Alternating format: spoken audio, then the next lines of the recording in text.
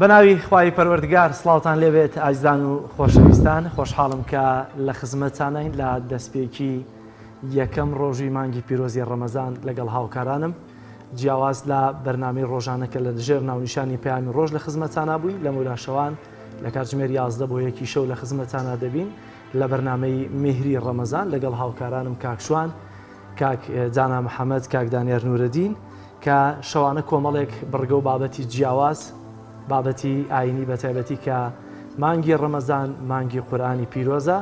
بابەتی دینی و ئاینی تایبەت بە قورئانی پیرۆزتان پێشکەش دەکەین کە لە چەندین بڕگەی جیاواز بەتایبەتی ئەو بڕگانە کە شەوان ئێمە لە خزمەتتانە دەبین جیاواز لەو بابەتانی کە لەگەڵ میواندا پێشکەشتان دەکەین بڕگەی پرسیار و وەڵاممان هەیە کە پێویستە ئێوەی ئازیز ڕاستەوخۆ لە ڕێگەی تەلەفۆنەوە لەگەڵمان دانەبڕن بۆی وەڵامی پرسیارەکانمان بزانن بۆی کە لە کۆتایی هەر شەوێک کە هەر کەس وەڵامی ڕاستی بەدەستێنا هەمان شەو ناوی دەخرێتە تیر و پشکەوە لە کۆتایی ڕەمەزاندا کەسی یەکەم و دووەم لە ناو هەموو ئەوانەی کە لە تیر و پشکەکەدا ناویان دەرچووە خەڵاتی تایبەتیان پێشکەش دەکرێت کە ئەوە پرسیار و وەڵام خەڵاتێکە بڕگەیەکی دیکە بڕگەی تەندروستیمان هەیە کە بە درێژایی شەوانی پیرۆزی ڕەمەزان لە خزمەتتانن بڕگەیەکی دیکەی سابتمان خوانی ڕەمەزانە کە بە هەمان شێواز جیاواز لەو بڕگە و بابەتانی دیکە کە شەوانە بە بابەتی جۆرا و جۆر لە خزمەتتاندا دەبین. زۆر سپاس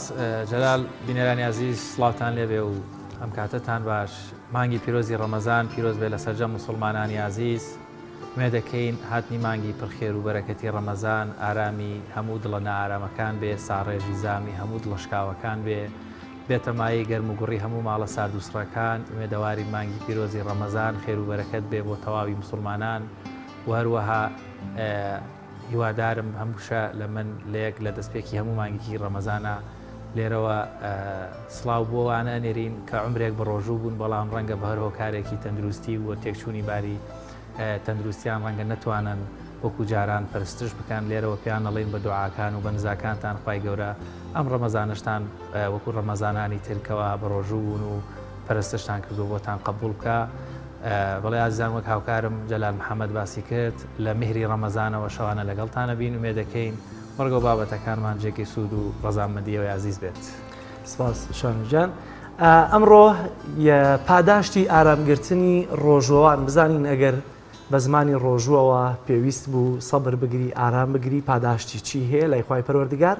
بە دڵنیاییەوە هەمومان لە ڕۆژانە بەکار و کەسابەتەوە بە ئافرەتەکان لە ماڵەوە بە خێزانداری خۆیان ماندوو دەبن بەڵام ئەگەر بە زمانی ڕۆژوەوەبی بە دڵنیاییەوە هیلاکەت و شەکەتی و ماندوویت زۆرترە بۆیە پێویستە زیاتر ئارام بگری کە ئەمە بابەتێکی ئەم شەومان دەبێت میوانێکی تایبەتمان دەبێت لەسەر پاداشتی ئارامگر یاخودی ڕۆژەوان چیە گەر ئارامی هەبێت. بەڵێزان دەچینە جەلال لە تەوەری یەکەم ڕاستە خۆیان پێشبینی کەشوهامان ڕاستە وەڵامی هاوڵاتیمان هەیە بەڵام تەوەرێکی دیکەمان هەیە شوانە لەوەی کە لە کاتژمێری دووەمدا پێشکەشتان دەکەین دەستگای خێرخوازی بەخشین ساڵانە کۆمەڵێک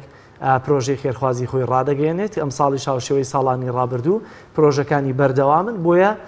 لە کاتژمێری دووەمی بەرنمەکەماندا بە بەرپرسی دەستگای خێرخوازی بەخشین میوانمانە بابزانین پرۆژەکانی ئەم ساڵیان چین چۆن دەستیان کردووە با خزمەتکردنی چینی هەژار و کەم دەرامەتان. بەڵێزان وەک هاوکارم باسی کرد و دەوەری سەرەکیمان دەبێت لەگەڵ کۆمەڵێک زانیاری ویتی تایبەت بە مانگی پیرۆزی ڕەمەزان دەستپێکیش دەچینە لای پێشبینی کەشوهاوامێ دەکەین لە مانگی پیرۆزی ڕەمەزان لەگەڵ ڕەحمەت و میهرەبانی خۆی بارانێکی بەخڕ و میهرەبان بۆ سەر هەرێمی کوردستان و تەواوی ناوچەکە ببارێت.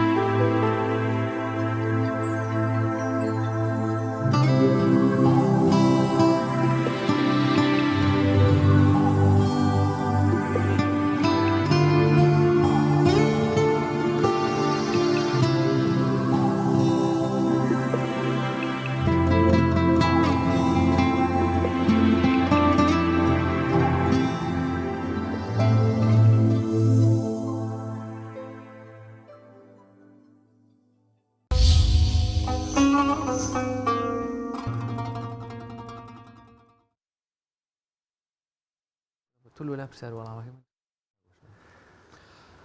وەڵایزان لە بەشی یەکەمی بەرنامەکەمان ناچینە لای پاداشت و وەروەها سوودەکانی ئارامگرتن بێگومان سەبر و ئارامگرتن خۆی بۆ خۆی وزەیەکی زۆر و ئینەرژیەکی زۆری دەوێت بەڵام چێژ و وەروە دەرەنجامێکی باشیش دەبێت ئەگەر بە زمانی بە ڕۆژوە و لە مانگی پیرۆزی ڕەمەزانە ئارام و سەبر بگری دەبێت پاداشتەکەی چی بێ بۆ قسەکردن لە سەرم بابەتە دەچینە لای مامۆستا و زانای ئاینی مامۆستا عەفان سەرگەتی ڕاستەخۆ لە ستۆدیۆ لەگەڵمانە مامۆستا زۆر بەخێر بێ و مانگی پیرۆزی ڕەمەزانیش پیرۆز بێت سپاس بەخێر بێ مامۆستاگیان سپاس لەوە دەست پێ بکەین مامۆستا مرۆڤ چەندێک پێویستە ئارام بگرێت ڕۆژەوان مسلمانان لە مانگی پیرۆزی ڕەمەزان ئیدی بە بیانوەوەی بە ڕۆژوو ناکرێت سڵاو لە کەس نەکەن لە ماڵ نەچنە دەر ئیش نەکەن یا خۆ ئەگەر ئیشیان کرد مامەڵیان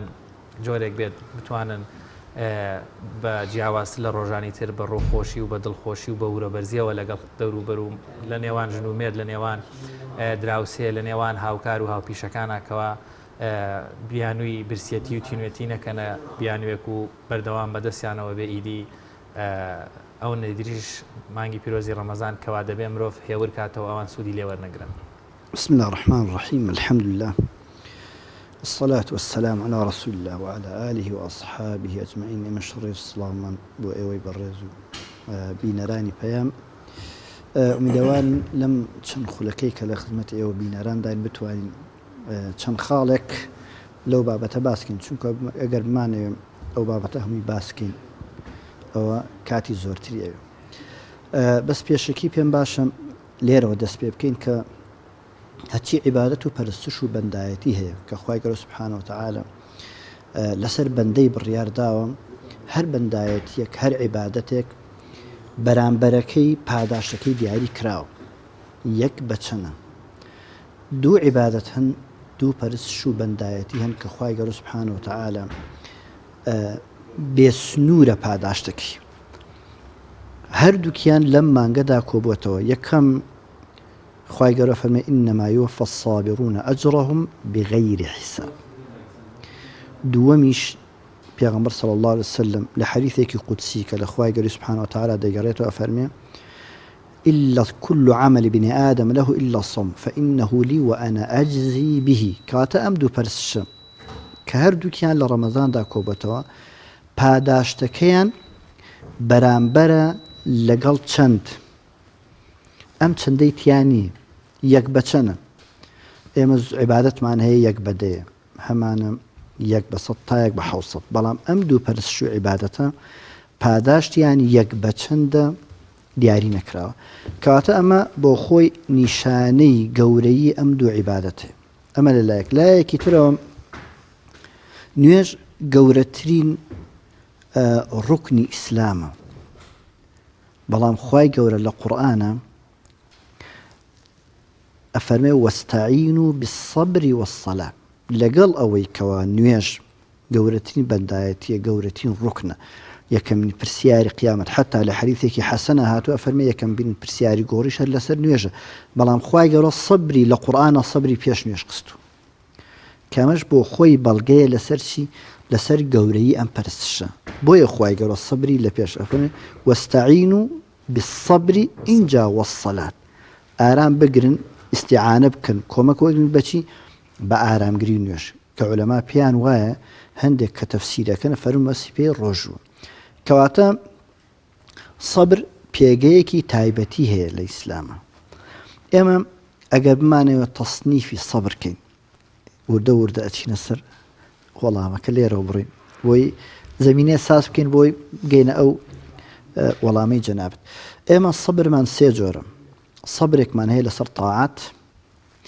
سەبرێکمان هەیە لەسەر ئەنجام نەدانی گوناه سەبرێکمان هەیە لەسەر بەڵا و موسیبەت و نەهامەتی کە دێن بەسەر ئینسانە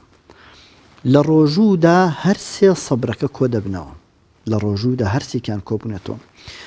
سەبر لەسەر تاعا کە ئینسان خوای گەورە فەرمێ وەئمر ئەهلەکە بالصەلاة وەستەبر عەلەیها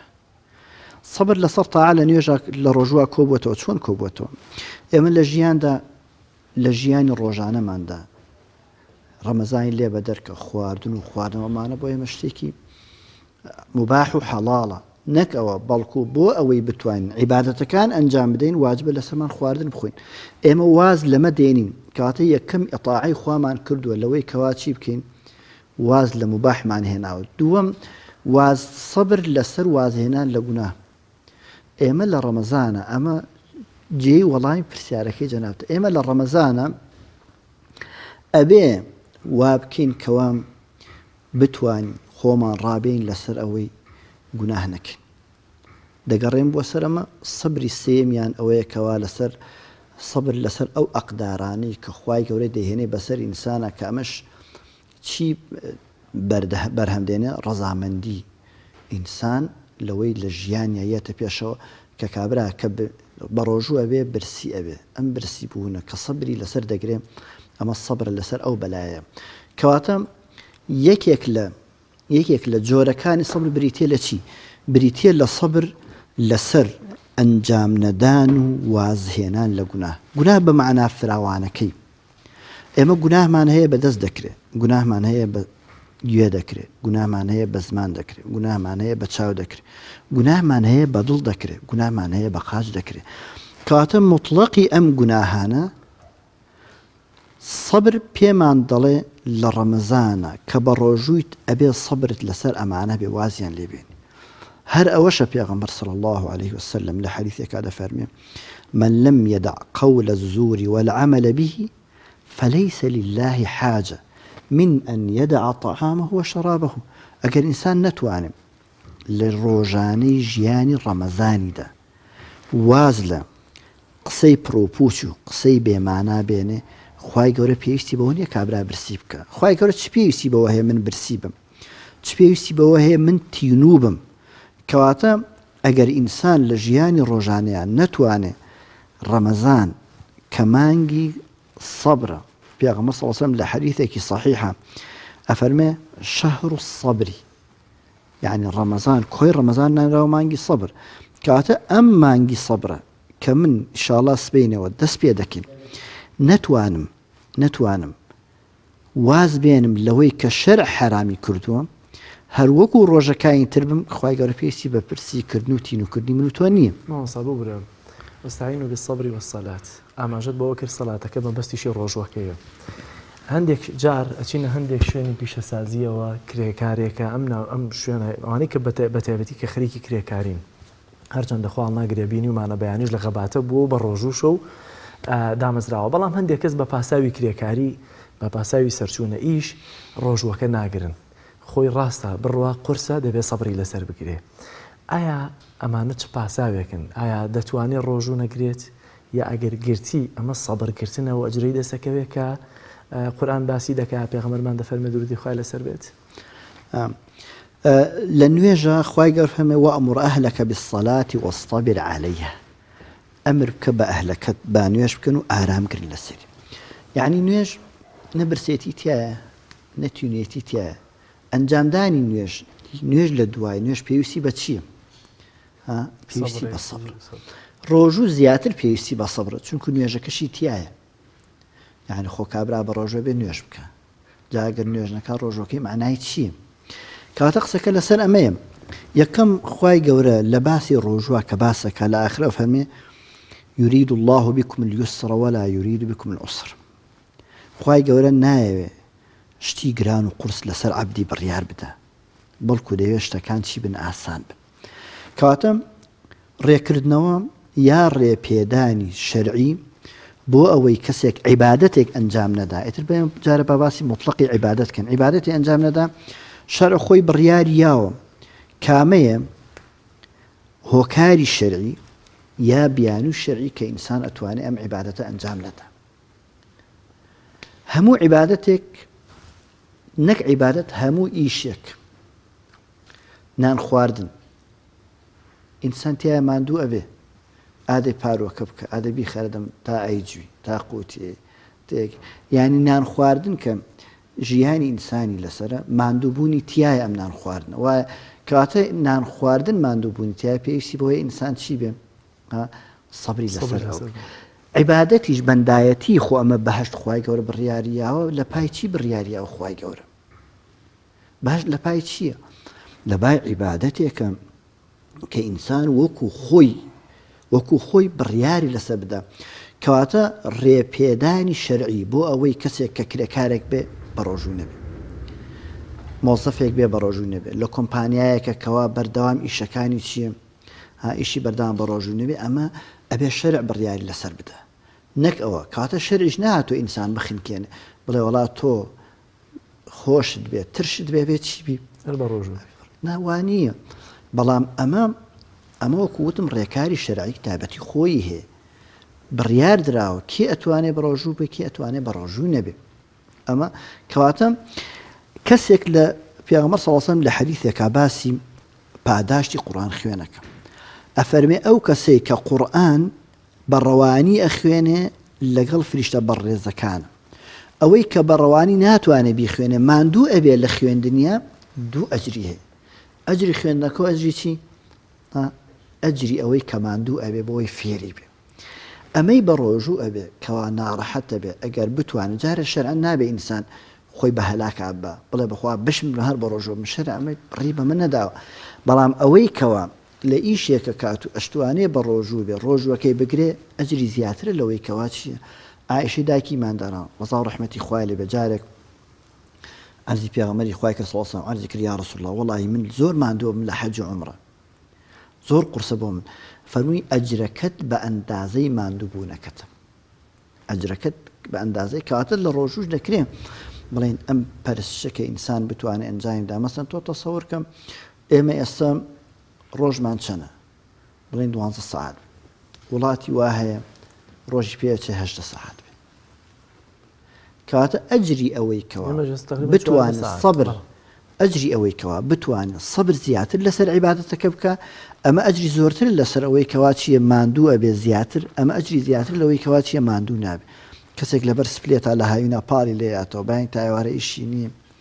بە ڕۆژوە بێ جیاوازە ئەجری لەوەی کەسێک کە بڕوە ئیشێک بکە بۆی ماڵ و مناڵی بژێنێ بە ڕۆژوو شەبێ ڕۆژوو کەشی ناشکێ کەواتە ماوەسا لێرە ئێستا لەبەر بوونی پەتای کۆرۆنا و کۆڤید 19 بەشێک لە ناوەندەکانی خوێندن بەشێک لە شوێنە کشتیەکان هەر داخراون خەڵک دەوامێکی واینە لە ماڵەوەیە دەبینی زۆربەی ڕۆژوانان مەسەلەن بە ئەزمموی پارساڵ کە مەسەلەن هەبوو مامۆستایان دەیوت ئێمە شتیوانمان بۆ هاتوو قسە لەسەر کراوە تا درنگانێکی ڕۆژدەخەون شەوان ڕەنگە بە سەیرکردنی کۆمەڵێک بابەتی کە ڕەنگە لە چوارچەوەی شەرعەگە ڕێگە پێدراویش بن مەکروه بن باش نەبێ مرۆڤ لەم مانگە پیرۆزیان ڕەنگە بە ئیشی خێرترەوە خۆی سەرقاڵکە باشترە ڕێنمایت بۆوانە چیان ئەم دەرفەتەی لە بەردەسایە سەبر بگرن تۆزێک زیاتر سەبریان هەبێ کە هەروەکو باسکرد لەسەر عیبادەت ینی وای لێ دێ ئیدی کابرانە لە خەو لە کاتی خۆیان هەڵدەسێنە نوێژەکان لە کاتی خۆیان دەکەن ئێمە باسی ڕێژەیەکی ڕەنگە توان بڵێم بەداخەوە زۆریش دەکەین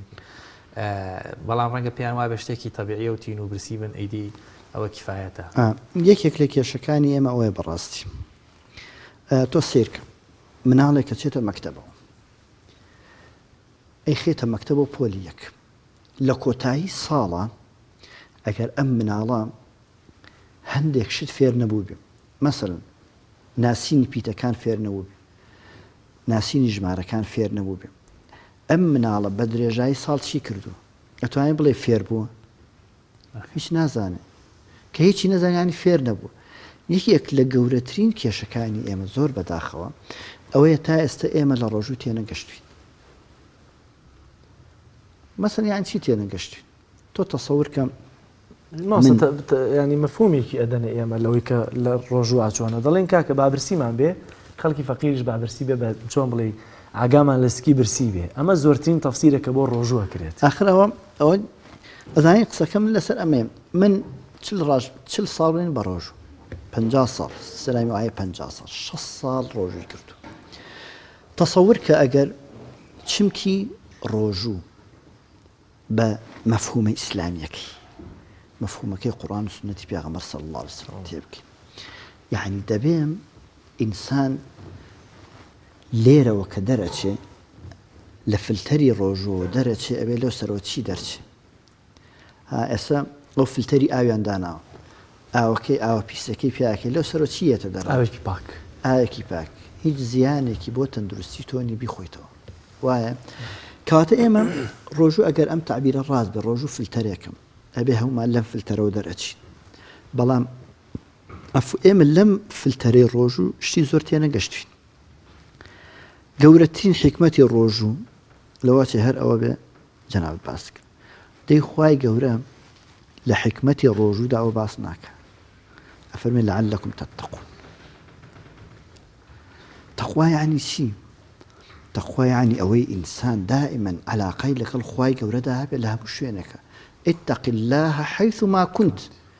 ئینسان لە هەر کوێ هەبێ عەبدی خوایە کەواتە ئێمە زۆر جار ڕۆژوومان داناوە دوور بێ لە ڕووی ئێوە دامان ناوەکو بڵێ تەمەڵخانەیەک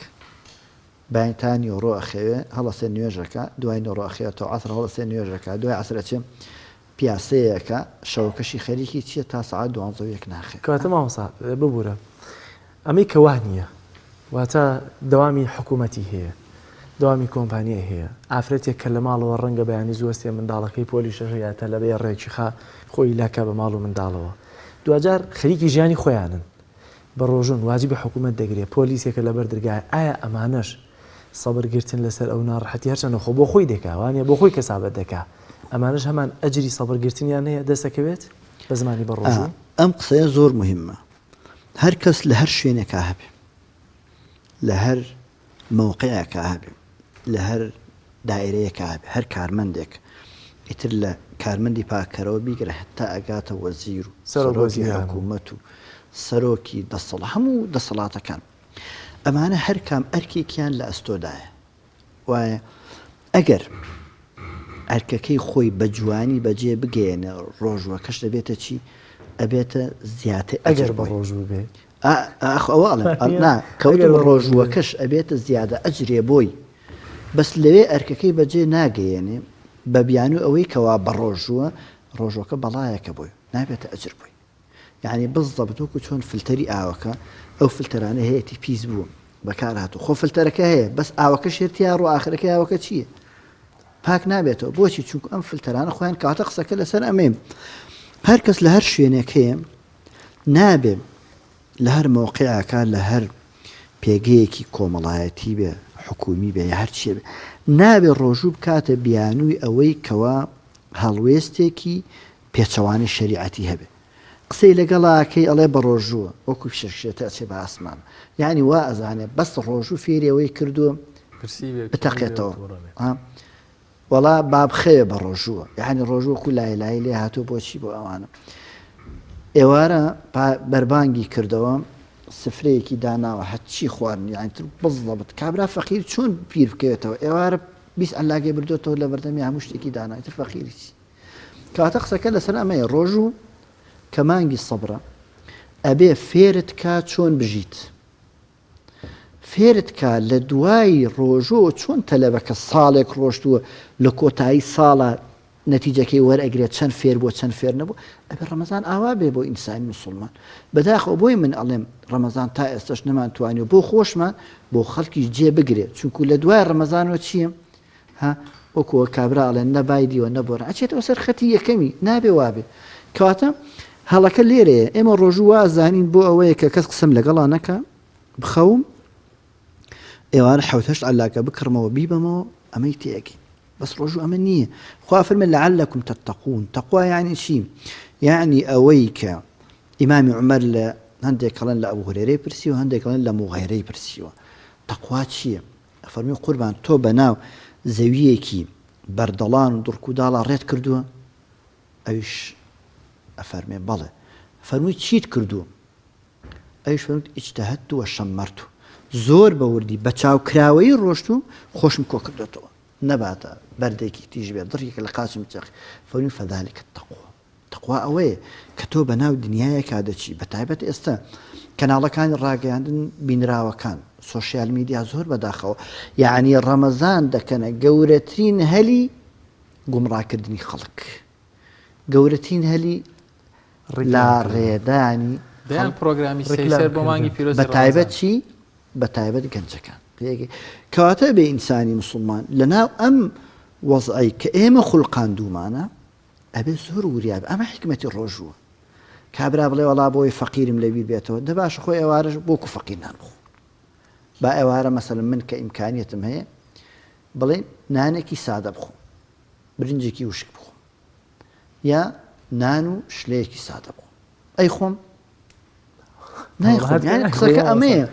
کاتە بێ ئێمە چمکەکان ڕاستکەینەوە ڕۆژوو بۆ تەقوایە ڕۆژەوەی ئینسان ڕابێنێ لەسەر ئەوەی کەوا چۆن بژی کە قیامەتێک مسۆگەرکە لە دنیادا چۆن بژی بۆی بەختەوەری قیامەت بدەست ئەمەیە چمکی ڕۆژوو نەکەوەی کابرا بێت مەسەلەن وەکووتم قسەی لەگەڵ ئامەکە و کشیشتە چێ بە ئاسمانە بەڕۆژووە لێگەڕێ با بخێ لە بەرەوەی بەڕۆژووە ئێوارە ئەڕاتەوە بیسی علاگەیەنەوە بەڕۆژووە ئەو علاگەی هەڵیەگەر ئاوا بە هەردە ساڵی گرتووە بڕۆ ئێوارە بزان چی پێ ئەخورێ زۆر باشە مامۆستا من پرسیارێکم بەڕاستی لا گەڵاڵە بووە لە بەرەوەی یەکەم ڕۆژی باڵین بۆ بەیانی یەکەم ڕۆژی ڕەمەزان پیرۆزە ڕەنگە ئەمە پێویستیشی بە لیژنەیەک هەبێت بەڵام حاڵەتێکی تابەت بە تابەت بۆ ڕەمەزانی ئەم ساڵ کە لە وەرزی بەهاران گەرچی بەهاری ئەم ساڵ بەداخەوە تا ڕادەیەک وشکە هێشتا گیا زۆر بەرز نەبووتەوە بەڵام لەهێنێ شوێن کاتی بڕینەتی دواخستنیشی وشگە بێ واز لێهێنانیشی دیسان نەفەوتێ بەڵام بە زمانی ڕۆژوش و ئەم جۆرە ئیشانە ناکرێت قەتعیە بۆ کەسێک ئەگەر بتوانێت چەند ڕۆژێک یان یەک دوو ڕۆژێک لەو کاتانەیە ئەمە یانێ بێت سەبر بگرێ یان توانای نەبێ ئەمانە چۆن مامەڵە لەگەڵ حاڵانە بکەن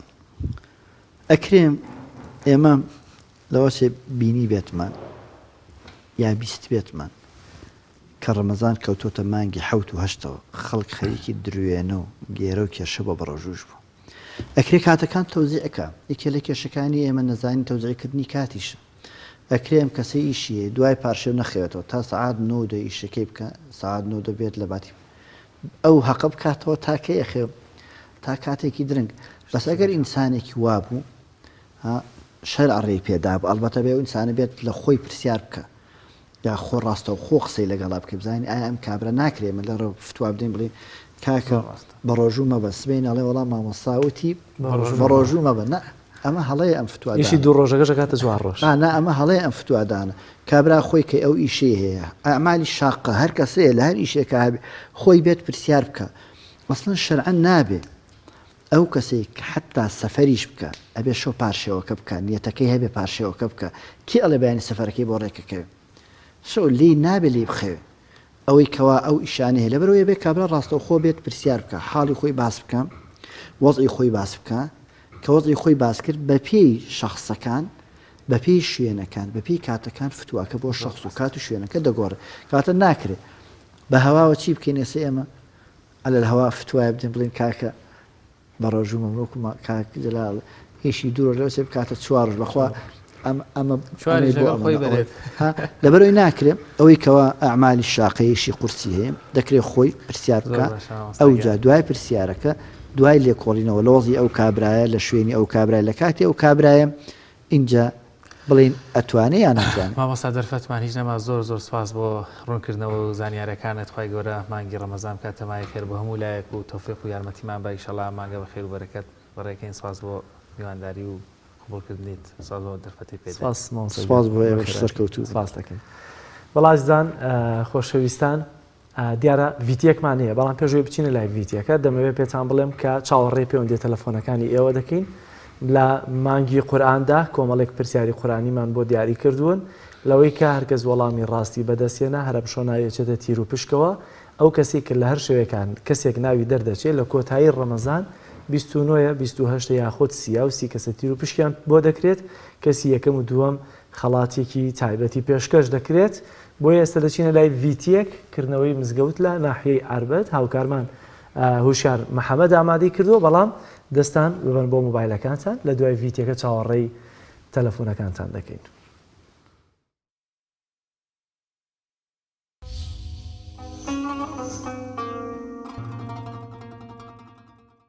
أعوذ بالله من الشيطان الرجيم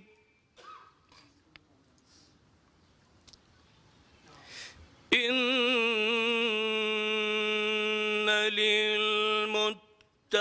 للمتقين مفازا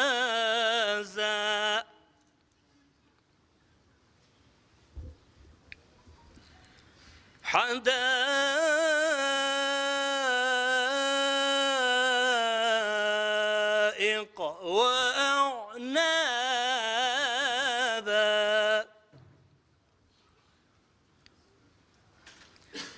صدق الله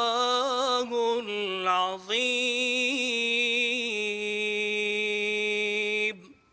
پرسیارەکە ئەوەیە زۆر کەس پرسیاری ئەو مالیەکە ئەم مزگەوتە چەندێکی تێچووە تێچووی ئەم مزگەوتە چەند هاتایسە بە کەسمان نەوتوە بەس خوای گەورە پاداشی گشت لە یەک بداتەوە تێچووی ئەم مزگەوتە 9 دەفتەر و 42 وەرەقە و 100,000 دووبارە یەکەمەوە 9 دەفتەر و 42 وەرەقە و 100,000 سوپاس بۆ خوا خۆشحاڵم لە خزمەتتانە بە بینینتان بە دەموچاوی گەشاوەتان بە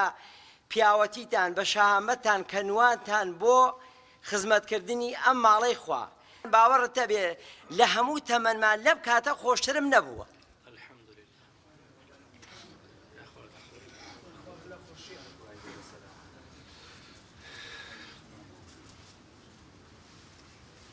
سوپاس بۆ خوای پەروەردگار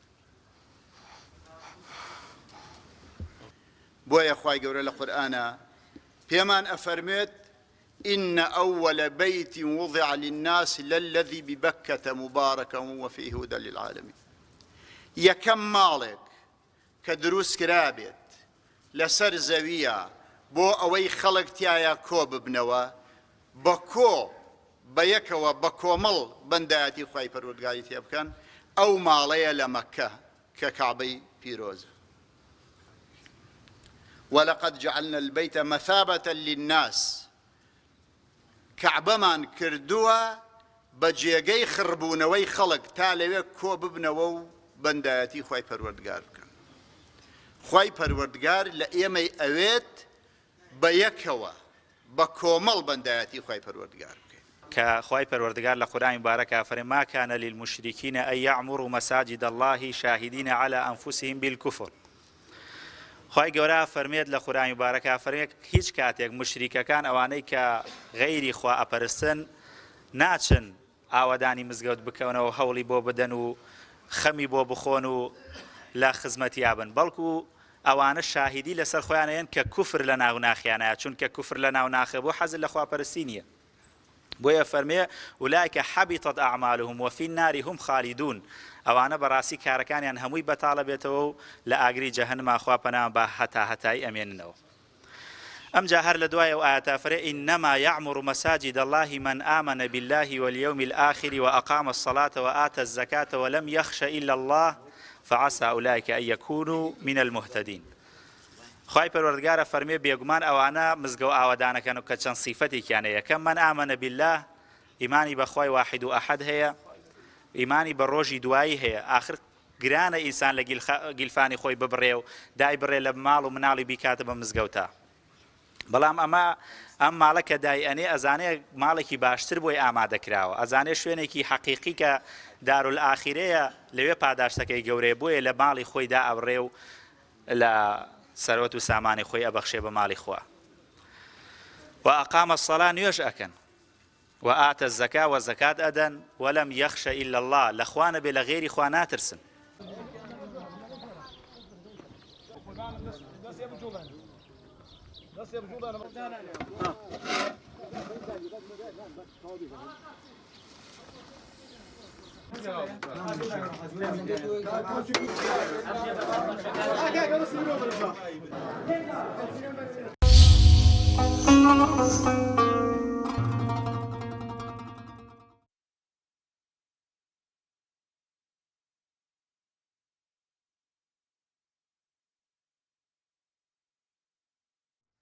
بەڵایزان و خۆشەویستان وەک کاماژەم پێکرد چاوەڕێ پەیوەندیە تەلەفۆنەکانی ئێوە دەکەین بابزانی ژێستە ڕاستە خۆکیەمان لەگەڵە بۆی کە پرسیارەکانمان ناڕاستە بکەین و وەک کاماژەم پێکرد هەر کامتان وەڵامی ڕاست بەدەست بێنێ لە پرسیارەکانی ئەم شەودا ناوێچێتە تیر و پشکەوە ئەم شەو کەسی یەکەم لەوانەی کە لە تیر و پشکدا ناویان دەرەچێ دەبێت ئەو کەسەی کە لە کۆتایی ڕەمەزاندا ناوی جارێکی تر دەچێتە ناو تیر و پشکەوە پەیوەندی یەکەم لە خوڕماڵەوە محەممەد ساڵح باوکی کاکشوانمان لەگەڵا کاکشوان کاک محەممەد زۆر سپاس بۆی کە پەیوەندیت پێوە کردوین سڵاو لەبێت بزانم کاک محەممەد سڵاو لێبێت زۆر سپاس مانگی ڕەمەزان لە هەموو مسلمانان جیهان لە کوردستان بەتایبەتی مسلمانانی زۆر سپاس مانگی ڕەمەزانەکەم گەورەیشان کاتم عیبادەت مانگی تەقوا مانگی مانگی بەرەکەت خۆشی بۆ هەموو نیشتیمان ئینشاءالله ئینشاءڵڵا. زۆر سپاس. شوان خۆی چت پێنەوە تۆ پرسیار شتەکان. وەڵام من هەر سەماعشم لەگوێ نەبوو وام زانی تا سوحبەتی شەکەن برادرامتیان. واقع سڵاوە لێ بێ و یادارم پرسیارەکان بزانی نازانم ئێستا گیرم خواردە بیان زانێ وازانم پێم وتن نەیزانی پێم ناخۆشە نەیزانی. زۆر ئاسایی خۆشم لە پرسیاران نەدەم ئاسایی لە پرسیاری خۆتان پێرزایی زۆر حەلال و نەبزانی خوارێکی زۆر بەرسی. چه هەستێکتی بۆ پرسیاریش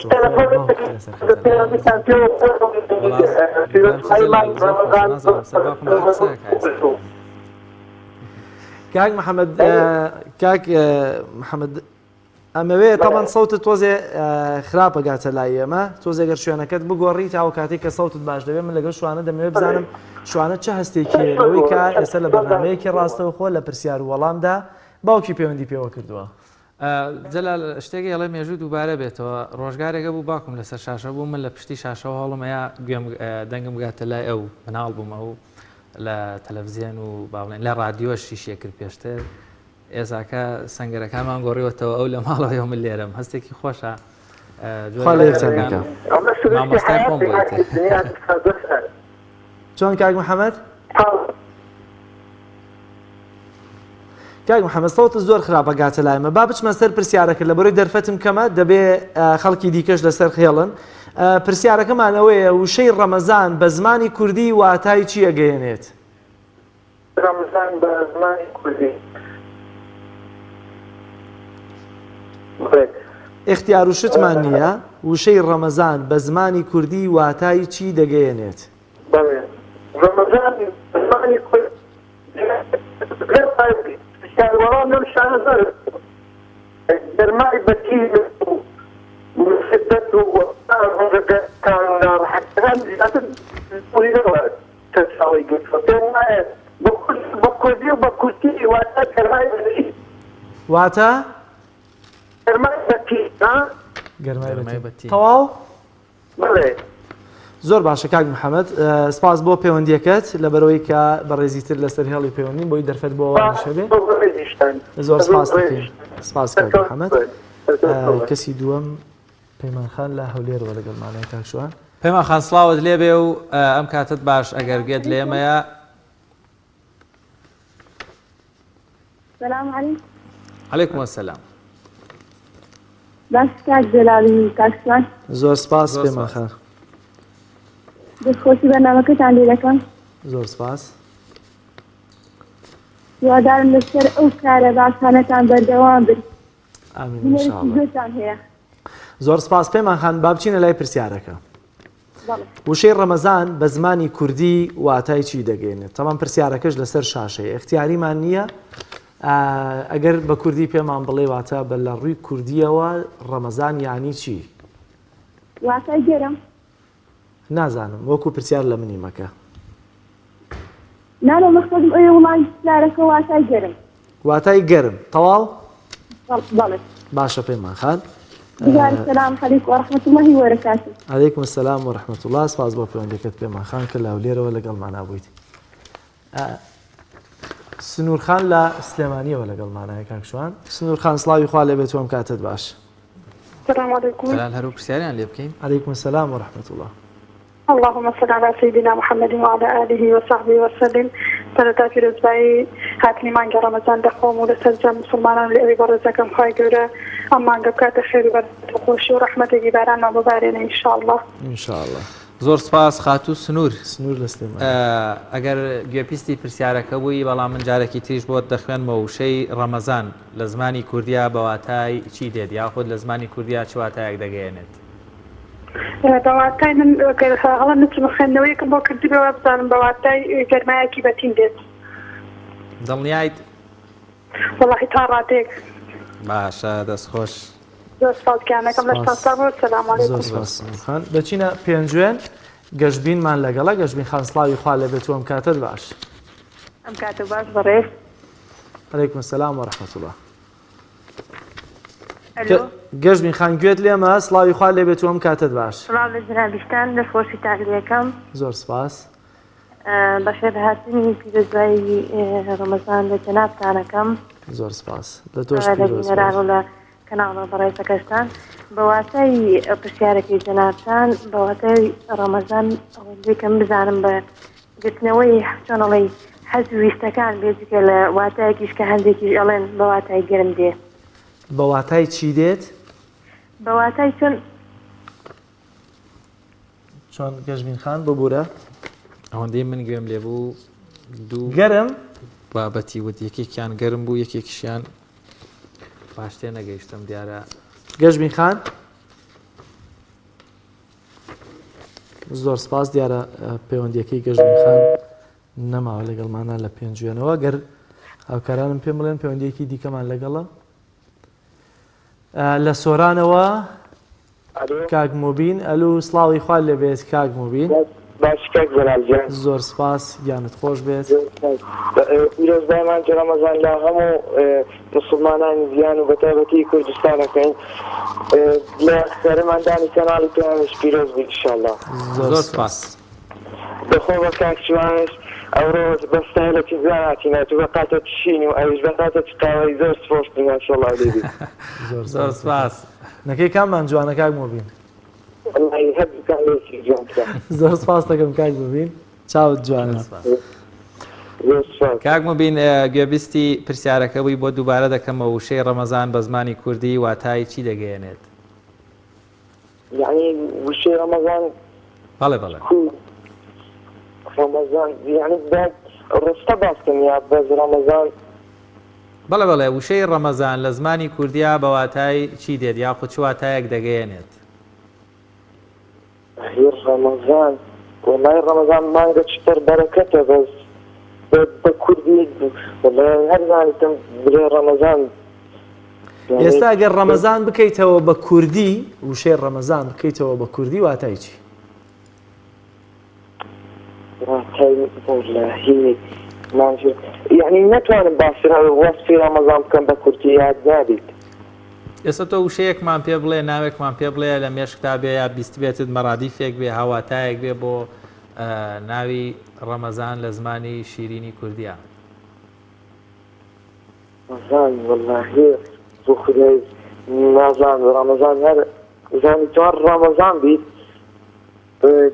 بەڕاستیمان ڕەمەزان لای ئێمەش لە مسلمانانی کوردستان ئەوە کتابەتی هەیە زۆر باشە کاک مۆبین دەرفەتمان نییە سپاس دەکەین بۆ پەیوەندیەکەت کاک مۆبین دیارە وەڵامەکەت یاخۆت هیچ وەڵامێکی کورت وەکو هاتاکەی پێ نەبوو سپاس دەکەین دوایین پەیوەندی وەردەگرین لە سلێمانیەوە بە سۆسخانمان لەگەڵە بە سۆسخان سڵاوی خوا لەبێت تۆم کاتت باش گەورە لەو دوو برا بەڕێز من دەستم برا بەڕێزەکانم سەرچاوان زۆر سپاس سەلامەت بیت سڵام بۆ ئێوە بۆ ئێوەی بەڕێز بۆ تاوای کارمەندان هەیە و پیرۆزایی هاتنی مانگی پیرۆزی ڕەمەزان لە ئێوە و تاوای مسلمانانەکەم ئینشاءالله خوای گەورە بیکاتە مای خێر و بەرەکەت بۆ هەموو لایەک و لابردنی ئەم نەخۆشیە بۆ لە تاوای وڵاتانی مسلمانان ئینشاءالله ئامین ئەجمعین خاتوو بە سۆس ئەگەر وەڵامی پرسیارەکەی ئەمە دلابێ بۆ دەخوێنمەوە وشەی ڕەمەزان بە زمانی کوردی چ واتایەک دەگەیەنێ واتای زۆر گەرم بەڵام بەخوا دڵنیاز نیم بەڵام منەڵێن بە واتای زۆر گەرم بە واتای زۆر گەرم زۆر گەرم بەڵێ زۆر سپاس بۆ خاتوو بە سۆس سلێمانی سپاس بۆ پەیوەندیەکەت بەڵازیزان ناوبڕێکی کورت وەردەگرین و درێژە بە پەیامی ڕۆژ دەدەین لە کاتژمێری دووەمدا ڕگەواڵەتی جیاواز دیکەمان هەیە بۆیە لەگەڵمان بمێنەوە تۆپ ئارت تاکە بریکاری تۆڕی میدیایی کۆمەڵ بۆ بەرهەمهێنان و بڵاوکردنەوەی ڕێکلام کۆمپانیای ئاکۆکەریم کۆمپانیای ئاکۆکەریم جوانترین دەرگا و پەنجەرەی ئەلمینیۆمی عازل و سیستم بە قەبارەی جیاواز و شوشەی دەبڵجام بە شێوازی سادە و نەخشدابین دەکات هەروەها جۆرەها ڕەنگی شوشە بە باشترین کوالیتی بۆ ئەوەی ماڵێکی ئارامت هەبێت و بە دوور بیت لە ژاوەژاوی دەرەوە بۆ ئەوەی دەرگا و پەنجەرەی ماڵەکەت بۆ ماوەی دەیان ساڵ وەک خۆی دمێنێتەوە و ژەنگ و داخوران و کاڵبوونەوە ڕوونەدات کۆمپانیای ئاکۆکەریم باشترین دەرگا و پەنجەرەتان بۆ دابین دەکات بە باشترین کوالیتی و نوێترین دیزاینی سەردەمیانە ناونیشان هەولێر شەقامی کۆیە کەس نەزان بەرامبەر شوقەکانی پلاس لایف خوار بانکی حمرین 0 411 71 0 411 71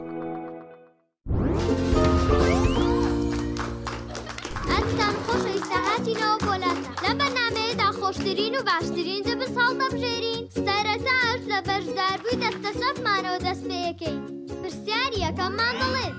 کام لەم تامی جوبسانە خۆشترینە سرکە مریشک ئیندۆمی پەنیر ئیندۆمی وەڵامەکە زۆر ڕاستە ئێستا دەچینە لای بەشداربووی دەستە ڕاست پرسیاری دووەممان دەڵێت کام جۆری جبس منداڵە زیاتر ئارەزووی دەکەن سەدڵ کیسە خێزانی هەمویان بە دنیایەوە وەڵامەکە زۆر ڕاستە ئازیزان خۆشەویستان بەشدارەکانمان خاڵەکانیان یەکسانن کۆتا پرسیار ئاڕاستی هەردووکیان دەکەین کامیان زووتر وەڵامیاندایە دەبێتە براوی پێشبڕکێکەمان پرسیارەکەشمان دەڵێن هەموو ئەوانەی کە وتمان لە چ جبسێکدا هەیە بۆسە ئەوانەی کە باسمان کرد بەس لە جبسی نینیایە لە هیچ جبسێکی ترا نەم خواردووە ئەوەدا لەناو جانتاکەشمان پێما حەزەکان خۆشتان تاقیکەنەوە دڵنیام هەڵبژارنە ڕاستەکە جبسی نینی بێگومان وەڵامەکە زۆر ڕاستە دڵنیە ئەو جبسەی وێنەی نییە کەردامێکی بێخۆشە بۆ من بە ئەو خۆتۆشە ئادەی پێم بڵێن چییە؟ نینیە هەر نینیە جبسی نینی تامێکی لە یاد نەکراوە کۆمپانیای ئیست میدلەند فود گەورەترین کۆمپانیای کوردیە لە هەموو شانشینی یەگرتووی بەریتانیا کە ڕۆژانە چەندەها تۆن خۆراک و خواردنەوە بۆ مارکێت و کواگەکانی بەریتانیا و بەشێک لە ئەوروپا دابین دەکات. ئیست میدلەند فود بۆتە جێگەی متمانەی ڕەوەندی کوردی سەرجەم بەرهەمەکانی لە سەداسەد حەڵاڵ و بە پێی بنامەکانی ئیسلام و ڕێنماییە تەندروستی و یاساییەکان بەرهەمەکانی دەخاتە بازاڕ. ئیست میدلەند فود لە ماوەی 5 ساڵ کاردا بۆتە جێی متمانەی مارکێت و کۆگەکانی بەریتانیا و ناوبانگی بەرهەمە کوردیەکانی لە هەموو بەریتانیا بەرز کردوێتەوە و لە ئێستادا خاوەنی کارگەی شیرینی بەتام، نانی تیری بەتام و ترشادی بەتامە. ئیست میدلەند فود خاوەنی 14 براندی خۆیەتی و 2200 بەرهەم لە زۆربەی وڵاتە پێشکەوتووەکانی جیهانەوە هاوردە دەکات. ئیست میدلەند فود بکە بە سەرچاوەی خۆراک و بەرهەمەکانت و دڵنیابە لە کواڵەتی و حەڵاڵی. ئۆفیسی سەرەکی ئیست میدلەند فود لە شاری نۆتینگهام.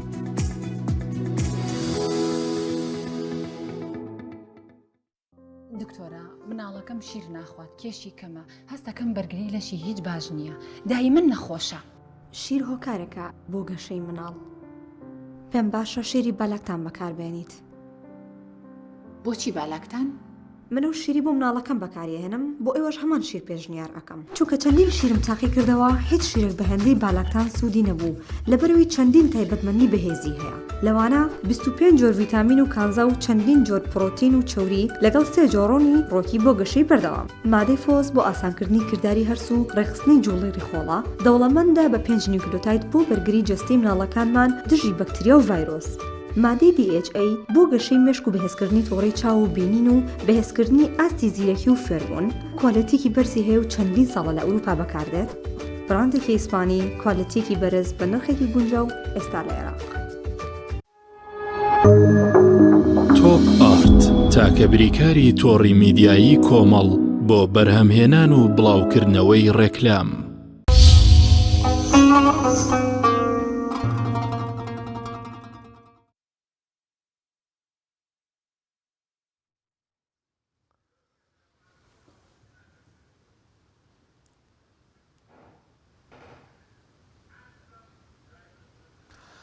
دووبارە سڵاوتان لێبێ ئازیزان دەچینە لای هاوکارانمان پەیامنێرمان ڕامیار عوسمان لە سلێمانی و لەگەڵا ڕامیار سڵاوت لێبێ و ئەگەر بۆمان بگوازیتەوە ئێستا کە تۆ لەکوێ و هیچ لە چ شوێنێکیت بەڵازیزان بۆ برەشوانە هێشتا دەنگیەمە نەگەشتوتە لای ڕامیار دیارە کە مانگی پڕبەرەکەت و پیرۆزی ڕەمەزان هات ئیدی زولای زۆری نەمان شەو ڕۆژ بەگشتی بەرنامەی ڕۆژانەمان تێک دەچێت هەندێکمان بە شەو دەچینە بازار هەندێک چالاکی جیاوازی جۆراجۆر لە شەو دەست پێ دەکەن ڕەنگە زۆرینەی نانەوە خانەکان شیرینی خانەکان هەندێک بازار و دوکان بە شەو بکرێتەوە بابزانین ئەو جم و جۆڵە جیاوازی کە مانگی پیرۆزی ڕەمەزان بە تایبەتی دەیخاتە ناو بازارەوە ناو مزگەوتەکانەوە شوێنە جیاوازەکانەوە کە ئەوش بەشێکە لە بەرەکەتی ڕەمەزان لە ڕێگەی پاملێرەکانمانەوە ئەو جوڵە جیاوازانتان بۆ دەگوازینەوە سەرەتا لە سلێمانی دەچینە لای پاملێرمان ڕامیار بابزانین لەکوێ ئەم شەو چیمان بۆ دەگوازێتەوە و ڕەمەزان چه گۆڕانکاریەکی بەسەر بازار و ژیانی هاوڵاتیان داهێناوە ڕامیار سڵاوی خوا لێ بێت وەم کاتت باش فەرموو بزانم جەنابەت لەکوێی گرنگترین جم و جوڵەکانی یەکەم شەوی مانگی پیرۆزی ڕەمەزان چییە؟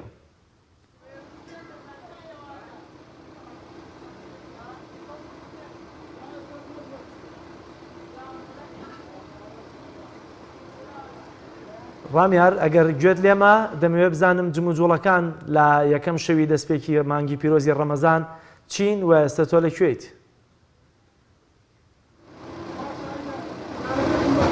بەڵێ جەلال سڵاوی خواتان لێبێت ئێمە ئێستا لە نێو بازاڕی شاری سلێمانین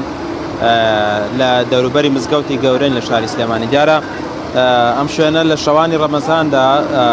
بە تایبەت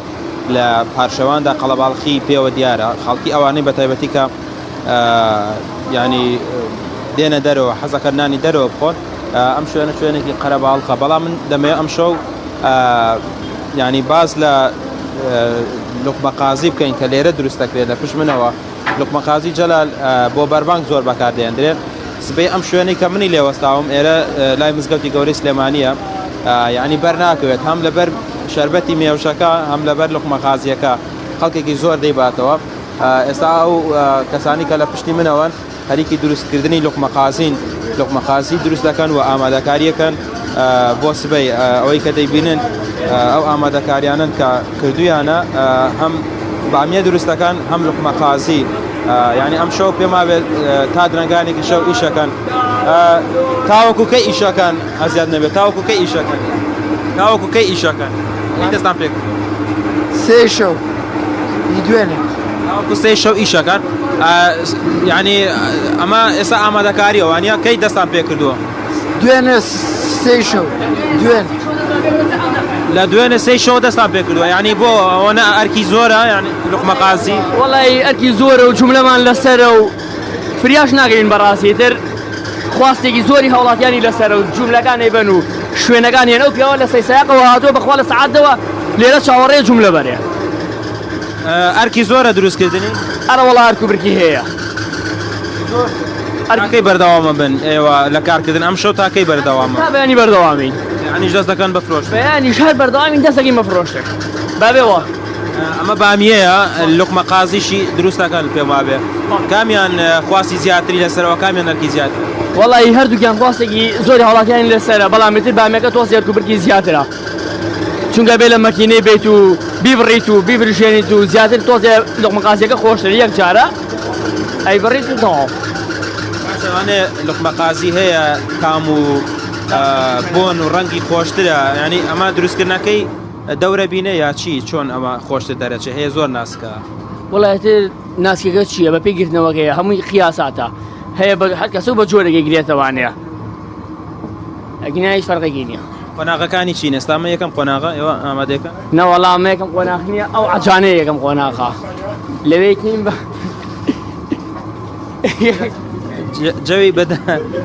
بەدەمیشکردنەوە جێی پێکەنینیش دروستەکان خۆش هاوڕێنەوە بێکەوانی بەڵێ بەڵێ ئەومان هاوڕێن وەڵا دەمێکە بێکەوەین کاتی لێ ناڕە بەخوا بەدەم بێگەینوانە هیچ نەکەی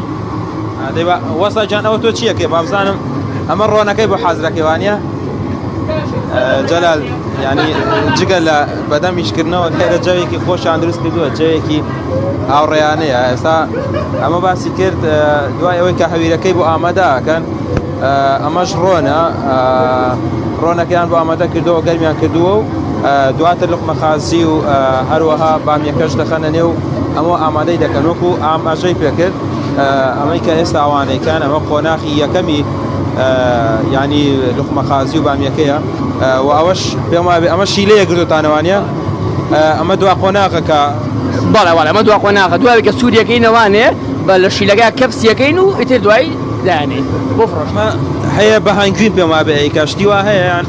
هەیە بە هەنگوینێکا بەس هینێکی زۆر نییە ڕێژێکی زۆر نییە کە تێگە شەکر کردوتانە بانگ بەڵێ بەڵێ بە شەکر بەڵێ خەڵک خواسی زیاتر لەسەر کامیانە شەکر یانگوین وڵی بە شەکرەکە چەند ساڵان بە شەکرەکە کراوە بەڵام مەدە بە هەنگوینەکەش موادی زیاتری بێت و زیاترەکە بێت تۆ بە گرانتر بیفرۆشی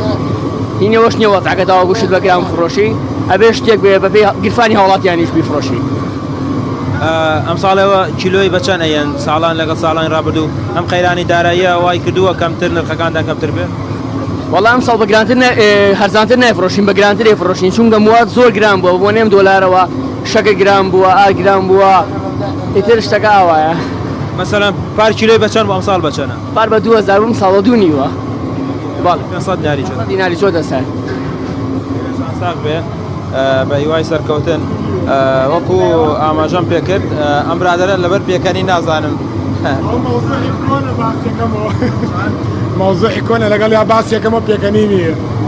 خۆشە بەدەم ئیشکردنەوە مۆزوعی کۆن شەکەیتەوە لەشتان ساق بێ ساعت کارکردن هیلاکتانەکان هیلاگە بیت نابەخوا بیریش یەکەم لەشتان ساق بێ کاسبی باشە ئیتر ئەوەی کە ئاماژەم پێکرد ئێستا هەوە ئامادەکاریان کردووە بۆ لوقمەقازی و لە سبەی لە کاژمێردەوە ئیتر ئەوان دەست دەکەن بە فرۆشتنی ئەو لوقمەقازیە کە لە شاری سلێمانی بە تایبەتی خواستێکی زۆری لەسەرە لەلایەن هاوڵاتیانەوە وەکو برادەر ئاماژە پێکرد ئێستا هەیە لە 3 سایق قەواتۆ سیارەی هێناوە باریەکە بۆ سەر سایق بۆی بتوانێت سبەی بۆ بەربانگ بیفرۆشێت بەڵێ دەستی خۆتا هەنێک لەو لوقمەقازیانە بێنەرەوە بۆمان تا کۆتایی بەرنامە فریامانەکەوی سپاس بۆ هاوکارمان ڕامیار عوسمان لە شاری سلێمانیەوە لەگەڵمان بوو. بەڵازیزان دەچینە لای تەوەری دووەم و کۆتایی بەرنامەکەواتە تەوەری دووەم بزانین لەسەر چییە کاویش پێوەستە بە پرۆژەکانی دەستگای خێرخوازی بەخشینەوە دیارە هەموو بۆنەوە مەراسیمەکانەوە بە تایبەتی لە مانگی پڕبەرەکەت و پیرۆزی ڕەمەزاندا دەستگای خێرخوازی بەخشین کۆمەڵێک پرۆژە ڕادەگەێنێت بۆی کە لە ڕێگەی خێرخوازانەوە خزمەت با خەڵکی فەقیر و ژار و کەم دەرامەت دەکات وەک دەزانین نزیک بە 12 ساڵە دەستگای خێرخوازی بەخشین ساڵانە وەک دەستێکی ئەمین و پاک بێەوەی کە تا ئێستا بتوانرێ بچووکترین ڕخنەی لێ بگیرێت گەورەترین هاوکاری گەیاندووەتە خەڵکی نەخۆش منداڵی بێباوک خەڵکی هەژار و کەم دەرامەت بە تایبەتیش لە مانگی پیرۆزی ڕەمەزاندا ئەم ساڵیش کۆمەڵێک پرۆژەیان هەیە کە دەستیان پێکردووە ماوەی چەند ڕۆژێکە لە شار و شارۆچەکان یاریێمی کوردستان لە ڕێگەی نووسینگەکانیانەوە دەستیان بە جێبەجێکردنی پرۆژەکانیان کردو و کۆکردنەوەی هاوکاریەکانیش لە هەموو کات و ساتێکدا دەرگایان واڵایە بۆی کە دەستی خێرخوازان بگاتە دەستگای خێرخوازی بەخشین پێشەوەی بچینە لای بەرپرسی دەستگای خێرخوازی بەخشین بەڕێز مامۆستاهاری عەبدولعەزیز ڤیتیەکمان ئامادەیە لە سۆرانەوە کە دابەشکردنی سەبەتەی خۆراکە بەسەر کۆمەڵەیەک فەقیر و هەژار و کەم دەرامەتی ئەو ناحیەیە.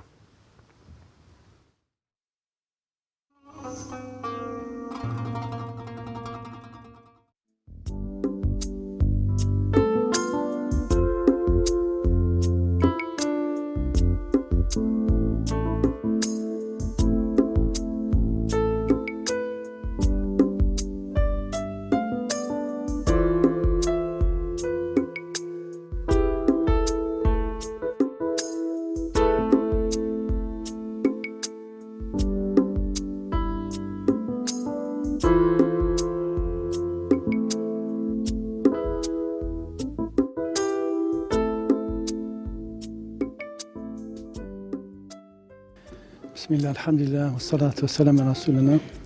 ئێمە وەکو بەرنامەی بەخشین نووسینگەی سووران و نووسینگەی ڕواندز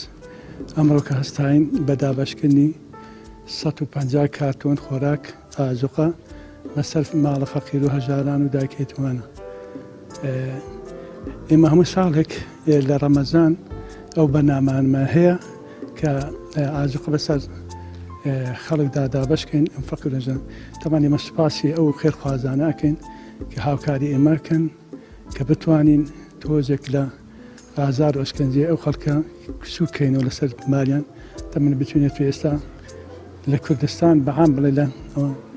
نەبوونی فەقیری ڕووی لە خەڵک کردیان تەمان زۆر خەڵک پێش ئەو کاتەی زۆر تەلەفۆنیان لەو کردینە کاکە جان ئەگەر ئازوقەک هەبی ئاوڕەمان لێ بدەنەوە فەقیر و هەژار تەمان ئێستا کە 150 تەوزیعکردن ئەگەر تەوزیعەکەی لەوانی 1000 تەوزیعکردن هێشتا بەش نەکە. کاکە دەست و خۆش بن ئەو هاوکاریانە زۆر پێویستە بەو خەڵکە کەم دەرامەتەوە هەژارەی خوا خێریان بنووسێ خوا لێیان ڕازی بی ئەو خەڵکە یەکزاری پێویستە خوا لەوانە ڕازی بکە ئەو هاوکارەی دەدەنە ئەو فەقیر و هەژارانە. دەستگای خێرخوازی بەخشین تا چەندە جێگای ئومێدی خەڵکە کە بەردەوام پرۆژەی گرنگ ڕاگەینە بۆ خەڵکی هەژار و کەم دەرامەت. وەڵا دەستگای خێرخوازی بەخشین دەرەجەیەک باشە و لۆ خەڵکی کەم دەرامەت و هەژار زۆر باشە. دەستخۆشتانی دەکەین خوا خێری دەستگای خێرخوازی بنووسێ و خێرخوازانێک کە هاوکاریمان دەکەن و لە ئێستاش دەباری دۆخی خەڵک خۆش نییە و نازیژیرە هەرچەندە ساتێکی زۆرە لە قەیرانداین بەڵام زۆر دەستخۆشی لەو خێرخوازانە دەکەن کە هاوکاریمان دەکەن و ئێستاش کە خەریکەمان جەڕەمەزانی زیک دەبیتەوە زیاتر ئێمە هاوکاریمان دیت و خەرکی فەقیر و هەژار هاوکاری دەوێت.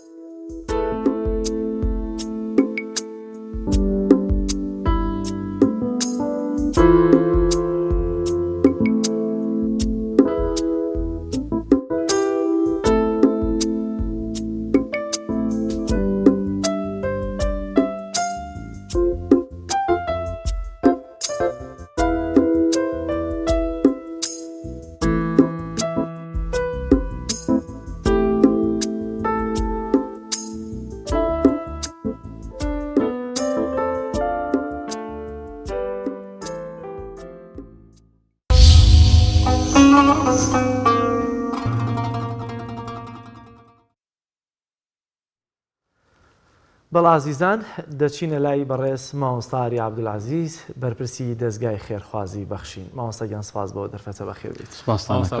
سەلام بدەم یاخوا ئێوەش دەشتان ساغ و دەستان خۆش بێت. مامۆستاگیان بۆ مانگی پیرۆزی ڕەمەزان ئەمساڵ پرۆژەکانتان کامانن؟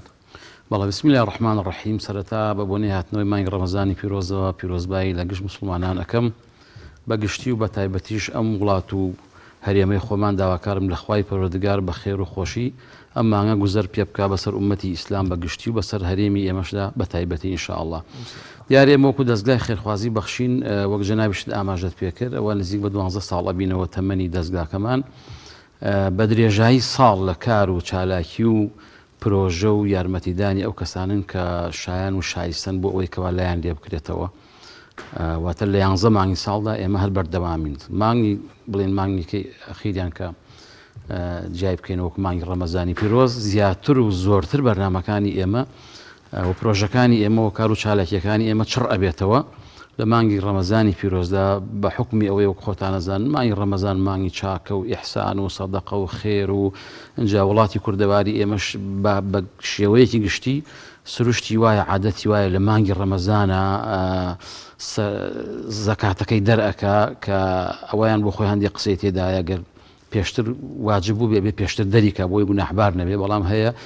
باڵانسەکەی ڕاگرتووە یعنی وای لێ کردووە کە لە مانگی ڕەمەزانە مەوعیدی زەکاتەکەی بێ دەری بکە و خێر و سەدەقە زۆرەکە و چاکە زۆر ئەکا مانگی ئیحسان و خێر و چاکە و سەدەقەیە بۆ حکمی ئەوە و پاشانیش بە حکمی ئەوەی کە میلەتی ئێمە میلەتێکی کۆمەڵایەتی و کولتوریە زۆر بەیەکەوەین زۆر لەگەڵ یەکە ئینسیجام و تێکەڵیمان هەیە هەموو ئەمانە وا ئەکا کە لە مانگی ڕەمەزاندا ئێمە ناچارە بین زیاتر و زۆرتر بە حکمی ئەو داهاتەش کە خەڵک ئەیکا لە خێر و سەدەقە و زەکات و چاکە و ئیحسانە پرۆژەکانی ئێمە لەو مانگەدا چڕ ئەبێتەوە و ساڵانە مانگێک پێش ڕەمەزان ئێمە وەکو ستافی دەستگای خێرخوازی بەخشین دانیشین گەڵاڵی پرۆژەکانەکەین و نووسینگەکانمان هەمویان بانگ ئەەکەین بە لە کۆبوونەوەی گشتیا و ڕاگۆڕینەوەیان لەگەڵدا ئەەکەین ئایا لەو شارەی ئەوان لەو شوێنەی ئەوان چ پرۆژەیە گونجاوە چ پرۆژەیەک مناسیبە لەوانەیە نەوەیەک لە هەژار و کەم دەرامەت لە شوێنێکە زیاتر بێ وەک لە شوێنێکی تریان چینێکی تایبەتی لە شوێنێک من لە شوێنێکی تر نەبێ پرس و ڕاو گۆڕینەوە مەشوەرەتیان پێ ئەەکەین وە بە نەتیجە کۆمەڵێ پرۆژە و کۆمەڵێ چالاکی بڕیارە دەین وەکو چوارچێوەیەکی گشتی بە حکمی ئەوەی کە داهات و چاکە و خێر و ئیحسانەکان لە ڕەمەزانە زۆر جار بەرز و نزمی بەخۆیەوە ئەبینێت ئێمە وەکو بڵێ ناتوانین بڵین بە تەحدید ئەوەندە ماڵیا ئەوەندە کەس یارمەتی ئەدەین بەڵام دەبیدایەتەوە وەکو چوارچێوە گشتێکە ئێمە کۆمەڵێک سنف و چین و توێژی کۆمەلگا دیاریەکەین لەوانەیە کە یارمەتیان بین بە سەرەتا بە سەبەتەی خۆراکی سەرلەی خۆراکی بۆیە لە مانگی ڕەمەزانیشا بڵێن پێش هەموو پرۆژەکانی ترمانەکەوێ ئەو سەر لە خۆراکیە ئەمانەوێت لە هەر چەند ڕۆژێک پێش ڕەمەزان کۆمەڵی شار و شارۆچکە ئێمە پرۆژەکان جێبەجێکەین بۆی 2 ڕۆژ 3 ڕۆژ پێش ڕەمەزان ئەو هەژارە ئەو فەقیرە قوتی یەکەم ڕۆژی ئێواری مانگی ڕەمەزانی هەبێت کە لەسەر سفرەکە دانیشەوە هەر ماڵێکی ئاسایی بۆ ئەندازە خۆراکی کە ئەیدەینێ و زۆرتریش خەڵک بۆکو بڵێ پێویستی بە قوت و نان و سفرە و ئیفتار و بەربانگ هەیە کە وەک هەر ماڵێکی ئاسایی لەگەڵ ماڵ و مناڵیا دانیشی ئێمە پرۆژەی خواردنەکانمان نیسبەتێک پێش ئەخەین پاشان بێجگە لە پرۆژەی خواردن و سەبەتەی خۆراکی ئێمە لەو مانگەدا 2 تا 3 تا 4 کراوەیە کە خان و دروست بکەین واتە هەموو ساڵێک دروستمان کردووە جا 2 خان و بە یاسی خان و بێ بە گوێری گونجانی بەرنامەکانمان و پاشانیش چین و توێژەکانی تریش لە کەم ئەندام لەو کەسانی کە نەخۆشی درێژخایەنیان هەیە و نەخۆشی تالاسیما ئەوانەی کە شێرپەنجەیان هەیە ئەوانەی کە غەسلی گورچیلەیان هەیە و منداڵانی بێباوک و دابشکردنی کورسی عەرەبانی شەحن بۆ خاوەن پێداویستی تایبەت دیارە ئەمانەش هەمووی لە 2 شوێنە بڵین لە 2 نووسینگەی سەرەکیە بەرنامەکان وەک چوارچێوە گشتێکەدا ئەڕێژن ئێرە و شاری هەولێری پایتەخت واتە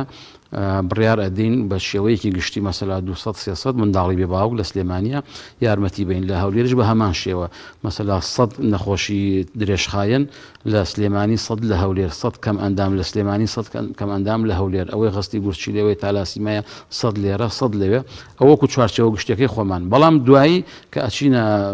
باری جێبەجێکردنی پرۆژەکانمانەوە بە گوێرەی زیادبوونی داهات و خێر و پرۆژەکان کە خەڵکیت بەدەممانەوە ئەو عەدەدانە زۆر لەوە زیاترەکە کە ئێمە تەسەووریەکەین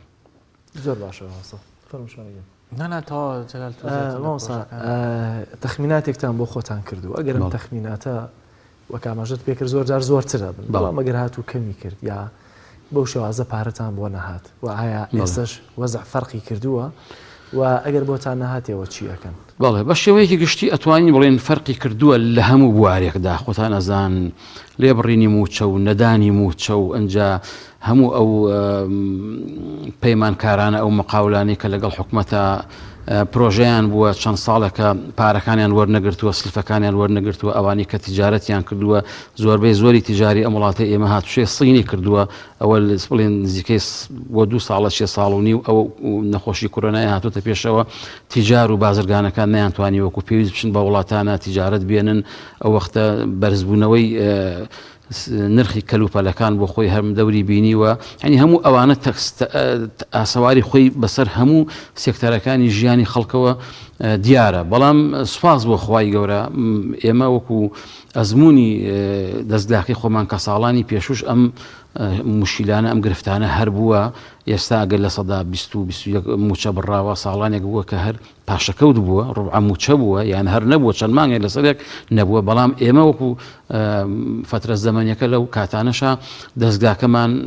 ساڵانەیە لە مانگی ڕەمەزانی پیرۆزدا ئەوەی کە تەخمینمان کردووە سوپاس بۆ خوای گەورە تا ئێستا ئەو تەخمینەی ئێمە لە کورتی نەهێناوە لە زیادە هێناوە لە کورتی نەهێناوە بەڵام وەک چوارچێوە گشتێکە کە عەرزم کردن ئێمە کۆمەڵێک داتا و کۆمەڵێک بڵین ژمارە لای خۆمانە بڕیار ئەدەین بەڵام زۆر لەوە زیاتر ئەکا جاریوە بۆ 2 شەندانە و 3 شەندانە ئەو پرۆژانە ئەو ژمارانەی کە ئێمە دامانناوە 3 ئەوەندە لە هەر بوارێکە زیاترمان کردو مامۆساری ساڵانە لە هەرێمی کوردستان ئەتوانم بڵێم مسلمانێکی زۆر و خێرۆمەنێکی زۆر سەدەق و خێرێکی زۆرەکرێ ینی ئەگەر بێت و ئەم سەدەق و خێرە جوان ئیدارە بکرێ ڕەنگە بەشێکی زۆر فەقیر و هەژار پێی سوودمەند بێ ئەوەی جێگەی خۆشحاڵیە دەستگای خێرخوازی بەخشین بە دۆست و بە دژمنەوە شایەتیەوە دەنەک ئەو گیرفانەی کە بۆ دروستی کردو بۆ فەقیر و هەژار دەستێکی ئەمینە لە گیرفانی خۆشی دەردێنەوە دێخاتە سەر و گیرفانەی بۆ فەقیر و هەژارانی دروست کردو پەیامت بۆ خێرۆمەنان بۆ وانەی خێر و سەدەقایەکەن کەوا بتوانن پاڵپشت و هاوکاری ئێوە بن لێرەوە هەر لە دەستپێکی مانگی پیرۆزی ڕەمەزانە تا ماڵێکی زیاتر مناڵێکی هەژاری زیاتر لەم ڕەمەزانەیە ئێوە بتوانن سەپۆرتی بکەن و سەبەتەی خۆراک و یاخود لایانی تەندروستیەکەی هاوکاری بن بەڵێ ئێمە لە هەموو جارێک لە هەموو بەرنامەکانمانە لە هەموو لێدوانەکانمانە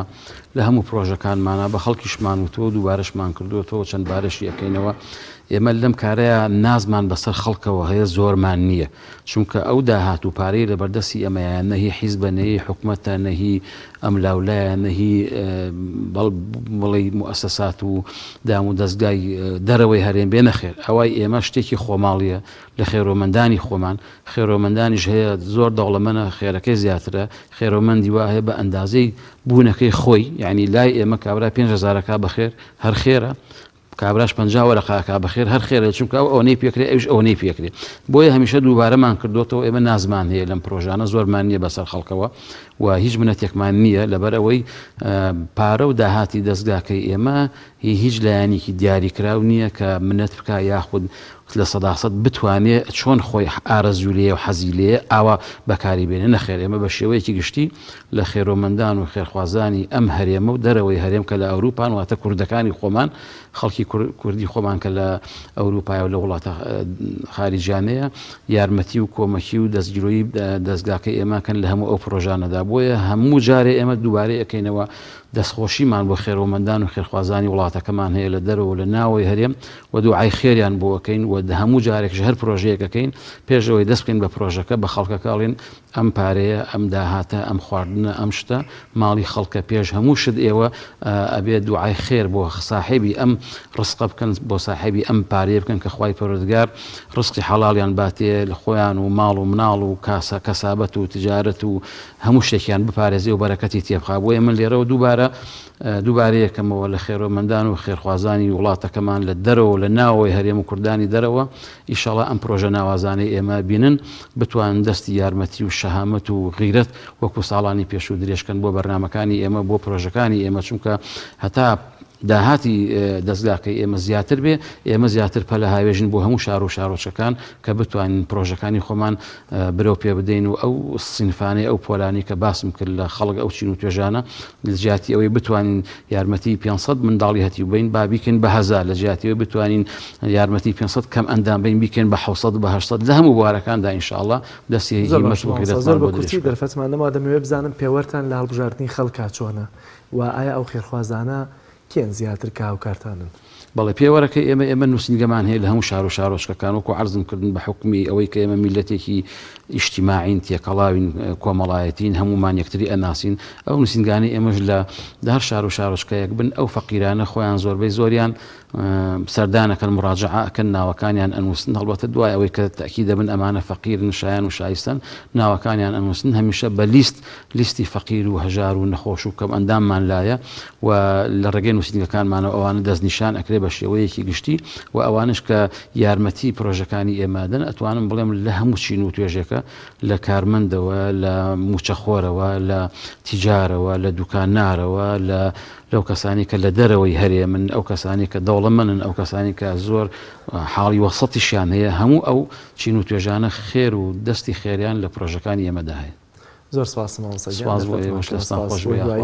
ساڵی انشاءالله خێرخوازان دەستێکی باڵایان هەبێ بە ئومێدین انشاءالله دەستی ئەوەش هاوکاریەکانیان بۆ دەستگای خێرخوازی بەخشین سپاس وڵای ئازان دەچینە لای هاوکارمان جەلال جەباری لە چەمچەماڵەوە لەگەڵمانە جەلال سڵاوت لێبێ و زانیاریەکان لای تۆ چین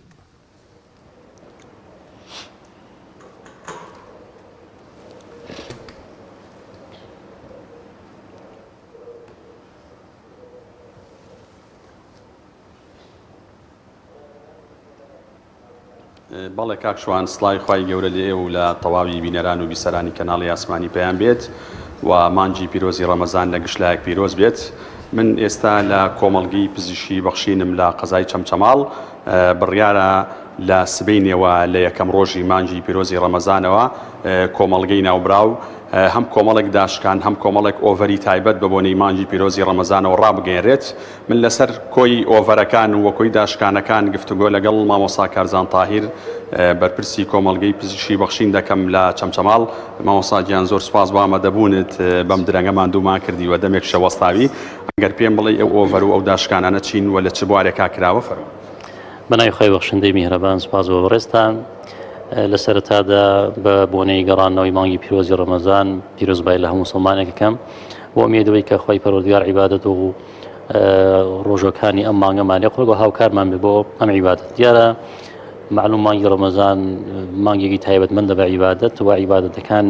ئەشێ بەشتی تر بێت دیارەوەی کە ئێستا ئێمە بڕیارمان لەسەرداوە جۆرێکی ترە لە عیبادەت بۆ ئەم مانگە پیرۆزە ئەوەی کە ئاشکرایە ئێمە غەیری مانگی ڕەمەزانیش ئیش و کارەکانمان هەمیشە بە تایبەتمەندی خۆمان بەڕێ کردووە بەڵام ئێستا بە پێویستمان زانی جیاواز لە پێشووترمان بۆ مانگی ڕەمەزان هەوڵێن جۆرێکی تر کار ئاسانی بۆ خەڵکی دەبەرەکەمان بکەین بەوەی کە لە چوارچەوەی ئۆفرێکە کە پێکهاتووە لە 8 پاکێج ئەم 8 پاکێجە لە ڕۆژی یەکەمی مانگی ڕەمەزان و تا ئەخیر ڕۆژی مانگی ڕەمەزان بەردەوامە بێت دیارە ئێمە لەم پاکێجانەیە شتەکانمان جیاکرۆتیان پشکنەکانمان جیاکرۆتەوە بەپێی چۆنەڵێت جۆری پشکنەکانەوە بۆ ئەوەی کە هەر بەڕێزێک نەخۆش بەیان جاری وایە نەخۆشیش نییە بۆی چێکی بابەتی حاڵەتی تەندروستی خۆی بکات ئەتوانێت لە هەر ڕۆژێک لەو ڕۆژانیا بێت و ئێمە لە خزمەت یابین بۆ خەڵکی ترەوەیە کە بەڕاستی گیشی ئێمە تەنها لەسەر مەوزوعی نرخ نییە ئەگەرچی نرخ بۆ گیرفانی هاوڵاتی زۆر خاڵێکی ئەیجابیە بەڵام کارکردنی ئێمە لەسەر بنەمای جۆریەتی و وە کواڵەتێکی باشە لە کارکردنە چونکە ئەو خەڵکی کە دێ پشکنینەکان هەرش چۆنەڵێ سەردانی بۆ هەر مەبەستێکی ترە بێ بە ئومێدی ئەوەی کە بتوانێت چۆ لای دکتۆرێکی بەڕێز ئەو پشکنیانەی بگاتە هۆی ببێتەوەی چارەسەرێک بۆ ئەو جا ئێمە دیارە لە پاڵەوەی کە لە هەموو کاتەکانی کارکردنمانە تەرکی دەکەینەوە لەسەر کواڵەتیژی بەرزی کارکردنمان بەڵام بۆ ئەم مانگە دەویستمان ئەو پاکێجانش وای لێ بکەین کە بۆ نرخیش زیاتر لەوەی کە پێشوو لەسەری بووین کە داشکانێکی تایبەتمان هەبێت بۆیان لەو ئۆڤەر و لەو داشکان و پاکێجانە ماوەسا پێما بێ هەردوو سبەیش لە ڕۆژی 33 ساڵیادی ئەنفالە هەر کۆمەڵێک ئۆڤەر و داشکانتان هەیە ئەگەر ئاماژەیەکیش بۆ بکەی بە کورتی بەڵێ دیارە ئێمە ئەوەی کە ئێستا وتمان بابەتی گشتگیرە دوورمەوداشە ماوەی مانگێک بەردەوامە بێ بەڵام ئەمەی کە تایبەتە بە مەرگەساتی کیمیابارە عفوان ئەنفال لە دەڤەری ئێمە کە پایتەختی شەیدان و ئەنفال کراوانە ئەوە بە پێویستمان زانی جۆرێکی تر تایبەتمەندێکی تر ببەخشین بە و یادە ئەویش لە چواردی چوارەکە ڕۆژی چوارشەمەکان ئێمە بڕیارمان وایە بۆ ئەو یادەش تەواوی ئەو پزیشکانی کە لەو ڕۆژەیە لێرە دەوامەکەن لای ئێمە بەبێ بەرامبەر بۆ هاوڵاتیان بە گشتیوە بۆ کەسوکاری شەیدان و ئەنفالکران بە تایبەتی کە خزمەتیان بکەین ئەمە سەرڕای ئەوەی کە علاعینەن ڕۆژە و لە ڕۆژەکانی داهاتریشە ئەوەی کە باسم کرد بە درێژای مانگی ڕەمەزان بەردەوام بێ بەڵام ئەمایان تایبەتمەندیە بە مەرگەساتی ئەنفال کە لەم شوێنێمە خەڵکێکی زۆری ئەو حاڵەتەی هەیە خەڵکێکی زۆر لە کەسوکاری ئەنفال کەوتۆتە دەڤەری ئێمە ویسمان بەم شێوەش بتوانین جۆرێکی تر خزمەتی ئەو خەڵکانە بکەین کە زۆر شایستەترن لەوەی کە خزمەتی زیاتریان بکرێت پێ بەرامبەر توانین لە ڕێگەی پزیشکەکانی ئێمە چاودێری بکرێن و لە چارەسەر بکرێن و ئێمەش لە بەشەکانی ترە لە خزمەتیان نابین زۆر سپاس بۆ جەناب بەڵێ کاک شوان کاک جەلال من ئەگەڕێمەوە لایەوە دیار بۆ کۆی ئۆڤەر و داشکانەکان بوو جەلال جەباری کە لە چەمچەماڵەوە لەگەڵمانە بووی سپاس بۆ زانیاریەکانت بەڵێ جەلال پێمان بێ پەیوەندی تەلەفۆنیمان هەیە چەند خولەکێک پەیوەندی تەلەفۆنی وەردەگرین دەچینەوە لای پرسیارەکانمان بۆی کە دەمانەوێت دەرفەتی باشتر هەبێ هەرچەندە نێبڕگا هەیە کە دەبوو پێشکەشتان بکەین بەڵام دەیخێنە سبەی شەوە بڕگانە کە تۆمارکراون یەکەم پەیوەندی لەگەڵمانەیە کاک شوان کاک محەممەد لە سلێمانی کاک محەممەد سڵاوی خوا لێ بە تۆم کاتت باش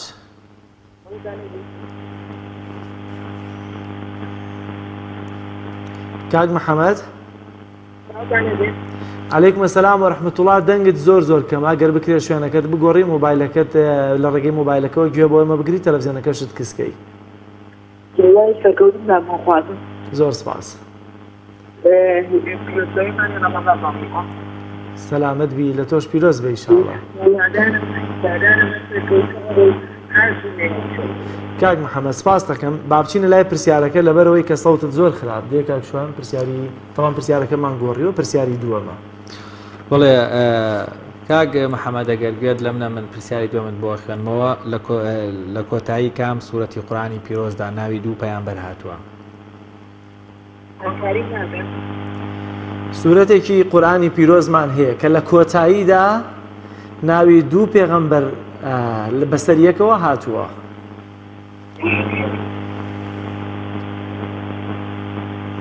کاک محەممەد چۆن؟ وەڵای پرسیارەکانمان زۆر ئاسانە کاک محەممەد یعنی هاوکاری مەگەر بەس وەڵامەکەت پێ بڵێم چۆن؟ گوێم لە دەنگت نییە کاک محەممەد ببوورە سپاس بۆ پەیوەندیەکەت پەیوەندیەکی دیکەمان لەگەڵە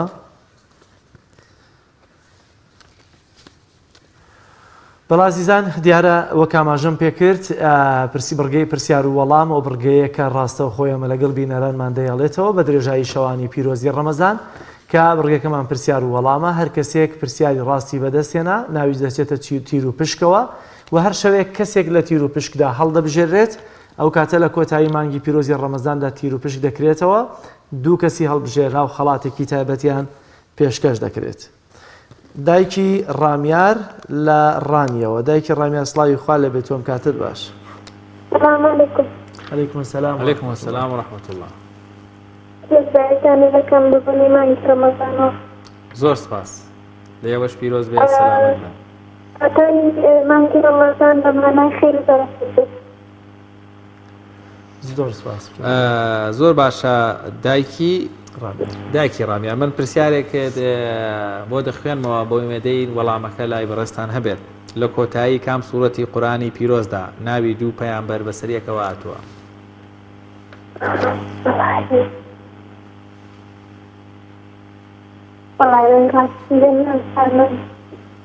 نایزانی باشە زۆر سپاس بۆ عەزم کە ناویان لە کۆتایی سوورەتێکی قورئاندا هاتووە کە بەداخەوە دایکی ڕامیاریش نەیزانی. بەڵازیزان پەیوەندیەکی دیکەمان لەگەڵایە بابزانین ئەگەر هاوکارانم پێم بڵێنەوە پەیوەندی دیکە کە ئێستا لەگەڵمانایە.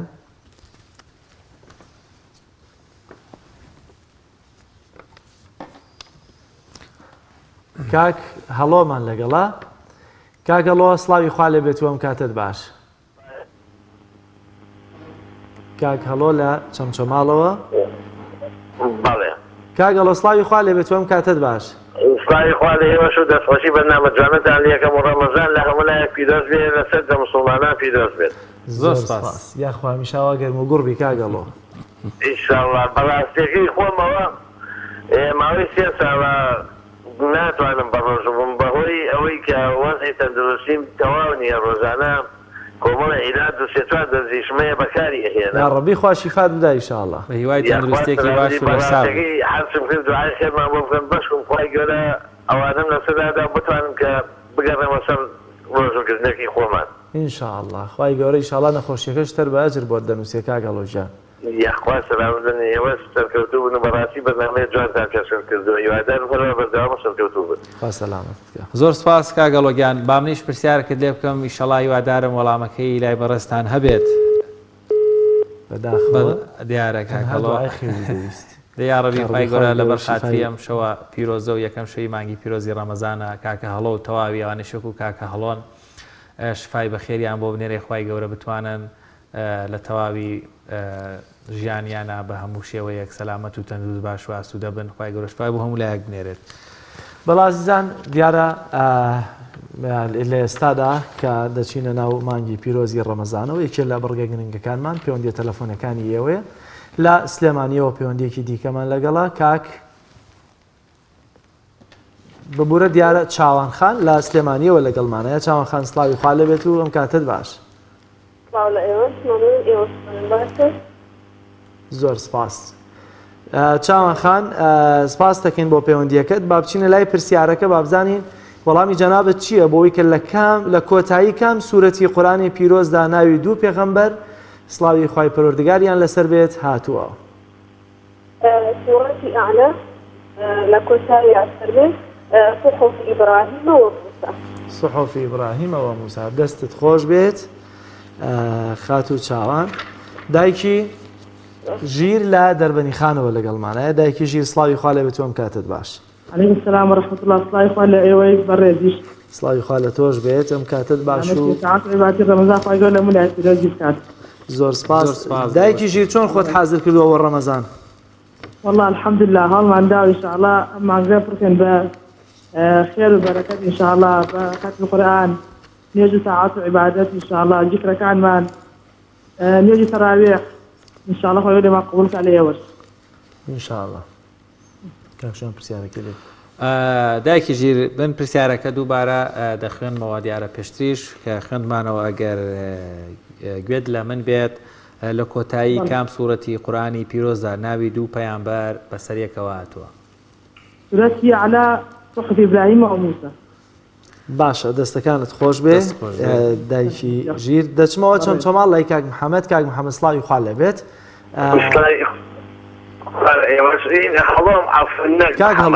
ببوورە کاگەڵۆ پێمان ناخۆش و پەیوەندەکەت پچڕا لە خزمەتان کاگەڵۆ گیانخوای گەورە شیفای بەخێرت بدا ئیشاڵڵا. سوورەتی ئیبراهیم دڵنیایت؟ بەڵێ بەڵێ. کۆتایی سوورەتەکە چییە کاک هەڵۆژیان؟ کاگەڵۆ کۆتایی سوورەتەکە چییە لەوەی کە ناوی دوو پێغەمبەراتەوە دوو پێغەمبەرە کامن؟ والله وەکو بین کە پرسیارم کردم ناوەکە. زۆر باشە کاگەڵۆ گیان دەستت خۆش بێ بەشداریکردنی جەنابەت بۆ ئێمە گرنگە بەم کاتانەی شەو کە شەوانی پیرۆزی ڕەمەزانە بە دڵنیایەوە کاتێکی پڕبەرەکەتە دوعای خێرمان هەیە بۆت سپاس بۆ پەیوەندیەکەت. دەچینە پیرەمەگرون لای کاک مەحموود کاک مەحموود سڵاوی خوا لێبێت تۆم کاتت باش. سلام علیکم کاک جەلانی خۆشەویست باشین؟ خۆشەویستی خوا زۆر سپاس کاک مەحموود گیان. دەستخۆشی بەرنامەکەتان لێ یەکەم. سەلامەت بێ زۆر سپاس کاک مەحموود. مانگی ڕەمەزانەوە پیرۆزبایی خۆم ڕاستی هەموو مسلمانانی کوردستان و جیهانەکەم و پیرۆزبایی لە شارا و کەرماندانتانەکەم. زۆر زۆر سپاس سەلامەت بی کاک مەحموود گیان. کاک مەحموود من پرسیارێک بۆ بەڕێستان دەخوێنمەوە مێ دەکەم وەڵامی پرسیارەکە بزانیت لە کۆتایی کام سوورەتی قورآانی پیرۆزدا ناوی دوو پەیامبەر بەسەریەکەوە هاتووە؟ ئاسانکاری تیانی بەزەحمەت. کاک مەحموود پرسیارەکەت زیاتر بۆ ڕوون دەکەمەوە لە یەکێک لە سوورەتەکانی قورآانی پیرۆز لە کۆتاییەکەیە ناوی دوو پەیامبەری با بڵێن ئولو العەزم یان دوو پەیامبەری گەورە کە بەسەر یەکەوە واتە بە شوێن یەکەوە ناوەیان هاتووە دوو پەیامبەری تر پێغەمبەر ئیبراهیم و پێغەمبەر موسایە بەس ناوی سوورەتەکەمانەوێ کۆتایی سوورەتەکەش دەڵێ صحفی ئیبراهیمەوە موسا. ئەو سوورەتە ناوی چێت سوورەتێکە؟ سوورەتی نوح نییە؟ سوورەتی؟ نوح پێم زۆر باشە سپاس بۆ پەیوەندیەکەت کاک مەحموود دەچمە هەولێر کاک نەشوانم لەگەڵە. نەشوانم. کاک نەشوان سڵاوی خوا لێبێت ئەم کاتت باش. خۆش بی سەلامەت بی ڕەمەزان خەلەکەم پیرۆز بێت. لە تۆش پیرۆز سپاس لێوەش پیرۆز بێت سەلامەت بن. خۆش بی سەلامەت. کاک نەشوان پرسیارەکەت بۆ دەخوێنەوە مێ دەکەین وەڵامت لابێ لە کۆتایی کام سوورەتی قورآانی پیرۆزدا ناوی دوو پەیامبەر بەسەریەکەوە هاتووە؟ سوورەتی ئەعلایە. دڵنیایت؟ بەڵێ. کۆتاییەکەی بەچی کۆتاییەکەی چییە بۆم خوێنەرەوە کاک نەشوان؟ کۆتاییەکەی ئین هذا لەفی صحفی الأولى صحف إبراهيم وموسى. زۆر سپاس مەمنون بۆ پەیوەندیەکەت کاک نەشوان. لە سلێمانیەوە مژدەخانمان لەگەڵە مژدەخان سڵاوی خوا لێبێت ئەم کاتت باش. مژدەخان سڵاوی خوا لێبێت ئەم کاتت باش. سلام علیکم. علیکم السلام ورحمة الله.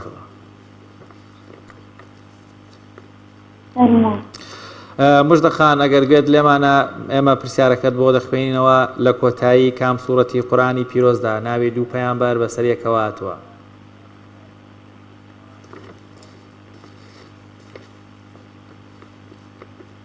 ئەعلا. زۆر سپاس بۆ خاتوو مژدە لە سلێمانی سپاس بۆ پەیوەندیەکەت. دەمانەوێت لە کەمترین دەرفەتدا زۆرترینی ئێوە بەشدار بن لەگەڵمانە بۆیە پێمان خۆشە زیاتر لەسەر ڕەمەزان کۆمنتان بزانین بۆ بەڵام بە خێرایی دەچینە سەر پەیوەندیەکان لە چەمچەماڵەوە هۆنیا خاتوونمان لەگەڵ هۆنیا خان سڵاوی خوا لێبێت ئەم کاتت باش. سڵاوی خۆی گەورە لێو کاتیەوە باشتر دەستخۆشیتان لێکەم و پیرۆزبای مانگی ڕەمەزانیشتان لێکەم. زۆر سپاس لە ئێوەش پیرۆز بێت و سەلامەت و ئاسوودە بن. خاتوو مژدە. شوێوانیا لە چەمچەماڵ. بەڵێ.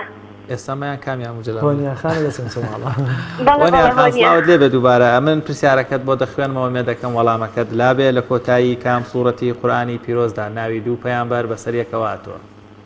بەڵێ بەدڵنیان سوورەتی ئەعلایە. یعنی زۆر دڵنیایت. بەڵێ. زۆر سپاس بۆ خاتووەنیا لە چەمچەماڵەوە سپاس بۆ پەیوەندیت. خۆشحاڵ بوو خۆتان لەگەڵ. بەڵازیان لە بازیانەوە کاکشوانمان لەگەڵە کاکشوان سڵاوی خوا لەبێتەوە کاتت باش. السلام عليكم. عليكم السلام ورحمة الله. لا شكرا عجام. زۆر سپاس کاکشوان گیان. زۆر سپاس. ڕەمەزانتان پیرۆز بێ. لە تۆش پیرۆز بێ، لە تۆش پیرۆز بێ کاکشوان. لە خۆشیابی ئینشاءڵڵا. کاکشوان پرسیارەکەت بۆ بخوێنمەوە یان پێشتر گوێت لێ بوو؟ وەڵا گوێم لە پرسیارەکە. لە کۆتایی ئەعلا. دیارە وەڵامەکەت لایە و دڵنیای لە وەڵامەکەت زۆر بێ بەڵێ بەڵێ ئەوەیە. کۆتایەکە سوحف ئیبراهیم موستایە. زۆر سپاس بۆ کاکشوان لە زۆر سپاس دەکەین کاکشوان لە هەڵەبجەوە دایکی یامور.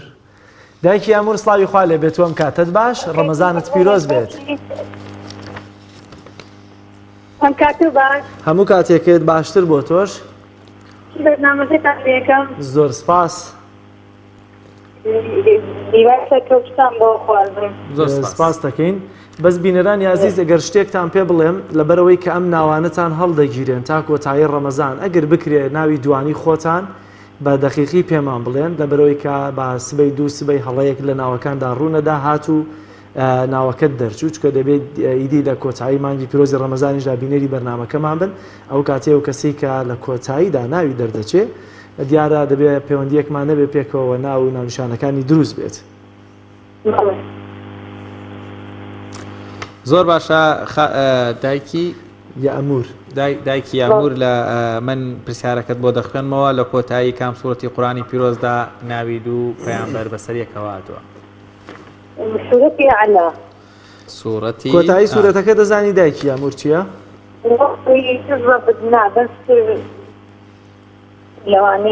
تۆزە ئەو ئاەتەی کۆتاییمان دەتوانی بۆ بخوێنیتەوە؟ وەڵی لەم کاتایەکە ناوەڵە. زۆر باشە دایکی یامور سپاس دەکەین، سپاس بۆ پەیوەندیەکەت کە لە هەڵەبجەوە لەگەڵمانە بووی. دەچینە سلێمانی لای کاکشوان. کاکشوان سڵاوی خوا لێبێت. کاک شاخەوان ببوورە.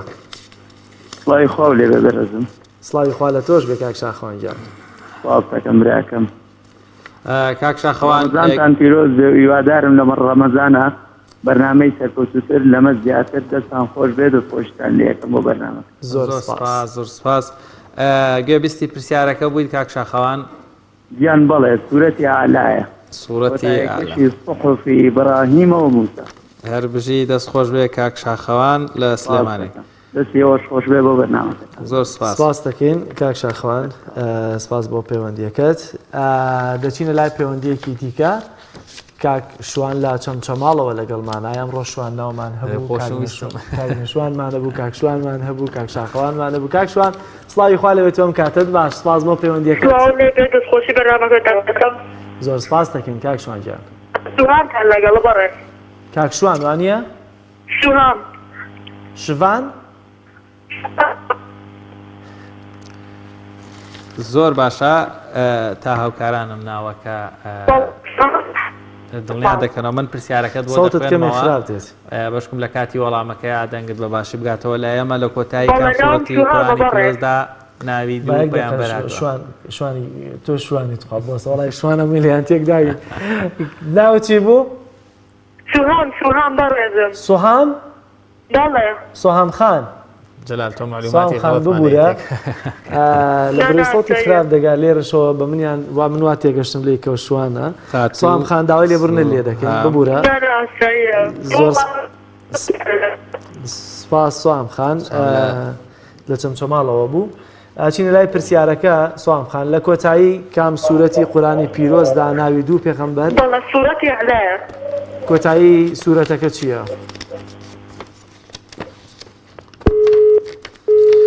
دیارە زۆر سپاس بۆ خاتوو سوام لە چەمچەماڵەوە سپاس بۆ کۆتایی کۆتا پەیوەندیمان هەیە ئەویش شیلان لە سلێمانیەوە. شیلان خان سڵاوی خوا لێبێتەوەم کاتت باش. سڵاوی خوای گەورە لە برانی بەڕێزم باشی براکانم. زۆر سپاس خوشکی بەڕێز. دەستخۆشیتان لێکەم و هیوای سەرکەوتنتان بۆ خوازم پیرۆزبای مانگی ڕەمەزانی پیرۆز سەردەم کارمەندان و سەردەم مسلمانانەکەین و هیوادارین بێتە مای خێر و خۆشی و نەمانی ئەم پەتا و نەخۆشیە لە بەنا بەخۆی ئینشاءالله. ئامین ئینشاءالله. براکەم بۆ وەڵامی پرسیارەکە سوورەتی عەلایە. کۆتایی سوورەتەکە چییە؟ صحف ئیبراهیم و موسا. صحف ئیبراهیم و موسا. ئیبراهیم و موسا بەڵێ. زۆر باشە شیلان خان دەستەکانت خۆش بێ سپاس بۆ پەیوەندیەکەت. کۆتایی بە بەرنامەکەمان دێنن بەڵام تیر و پشیەکمان هەیە زۆر بە خێرایی شوانە گیان ئەگەر تیر و پشیەکە ئەنجام بدەین وەڵامی پرسیارەکانتان ئەو دوو پرسیاری کە کردمان وەڵامی ڕاستی ئەوە بوو وشەی ڕەمەزان بە زمانی کوردی واتای چی دەگەێنێت واتە گەرمای بەتین ئەوەی کە باسی لە گەرمایەکی زۆر یا گەرمای بەتین کردێ وەڵامەکەی ڕاستە بەڵام پێم وایە کەسێک گوتی گەرما بەس گەرما ناوی هێنا وەڵامی ڕاستمان بۆ ژمار نەکردووە. پرسیاری دووەم لە کۆتایی کام سوورەتی قورآنی پیرۆزدا ناوی دوو پێغەمبەرە سڵاوی خوای گەورەیان لەسەر بێت هاتووە سوورەتی عەلا صحف ئیبراهیمەوە موسا دیارە کۆتایی سوورەتی عەلایە دیارە ئەوەی کە ئێستا لە تیر و پشکەکەی کاکشواندا ناوی دەردەچێت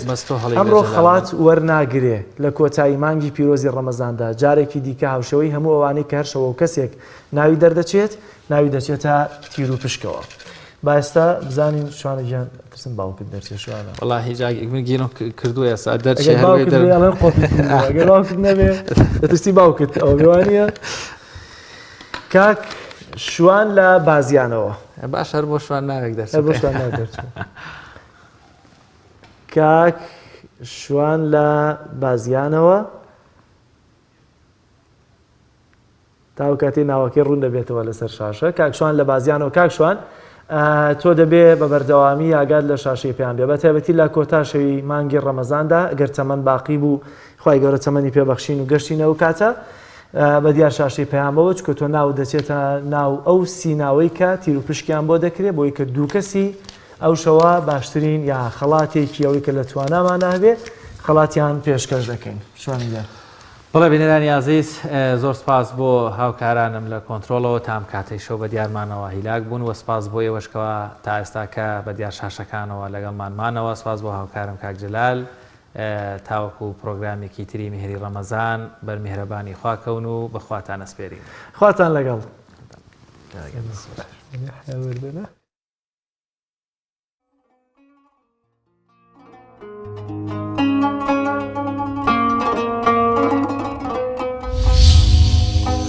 Thank you.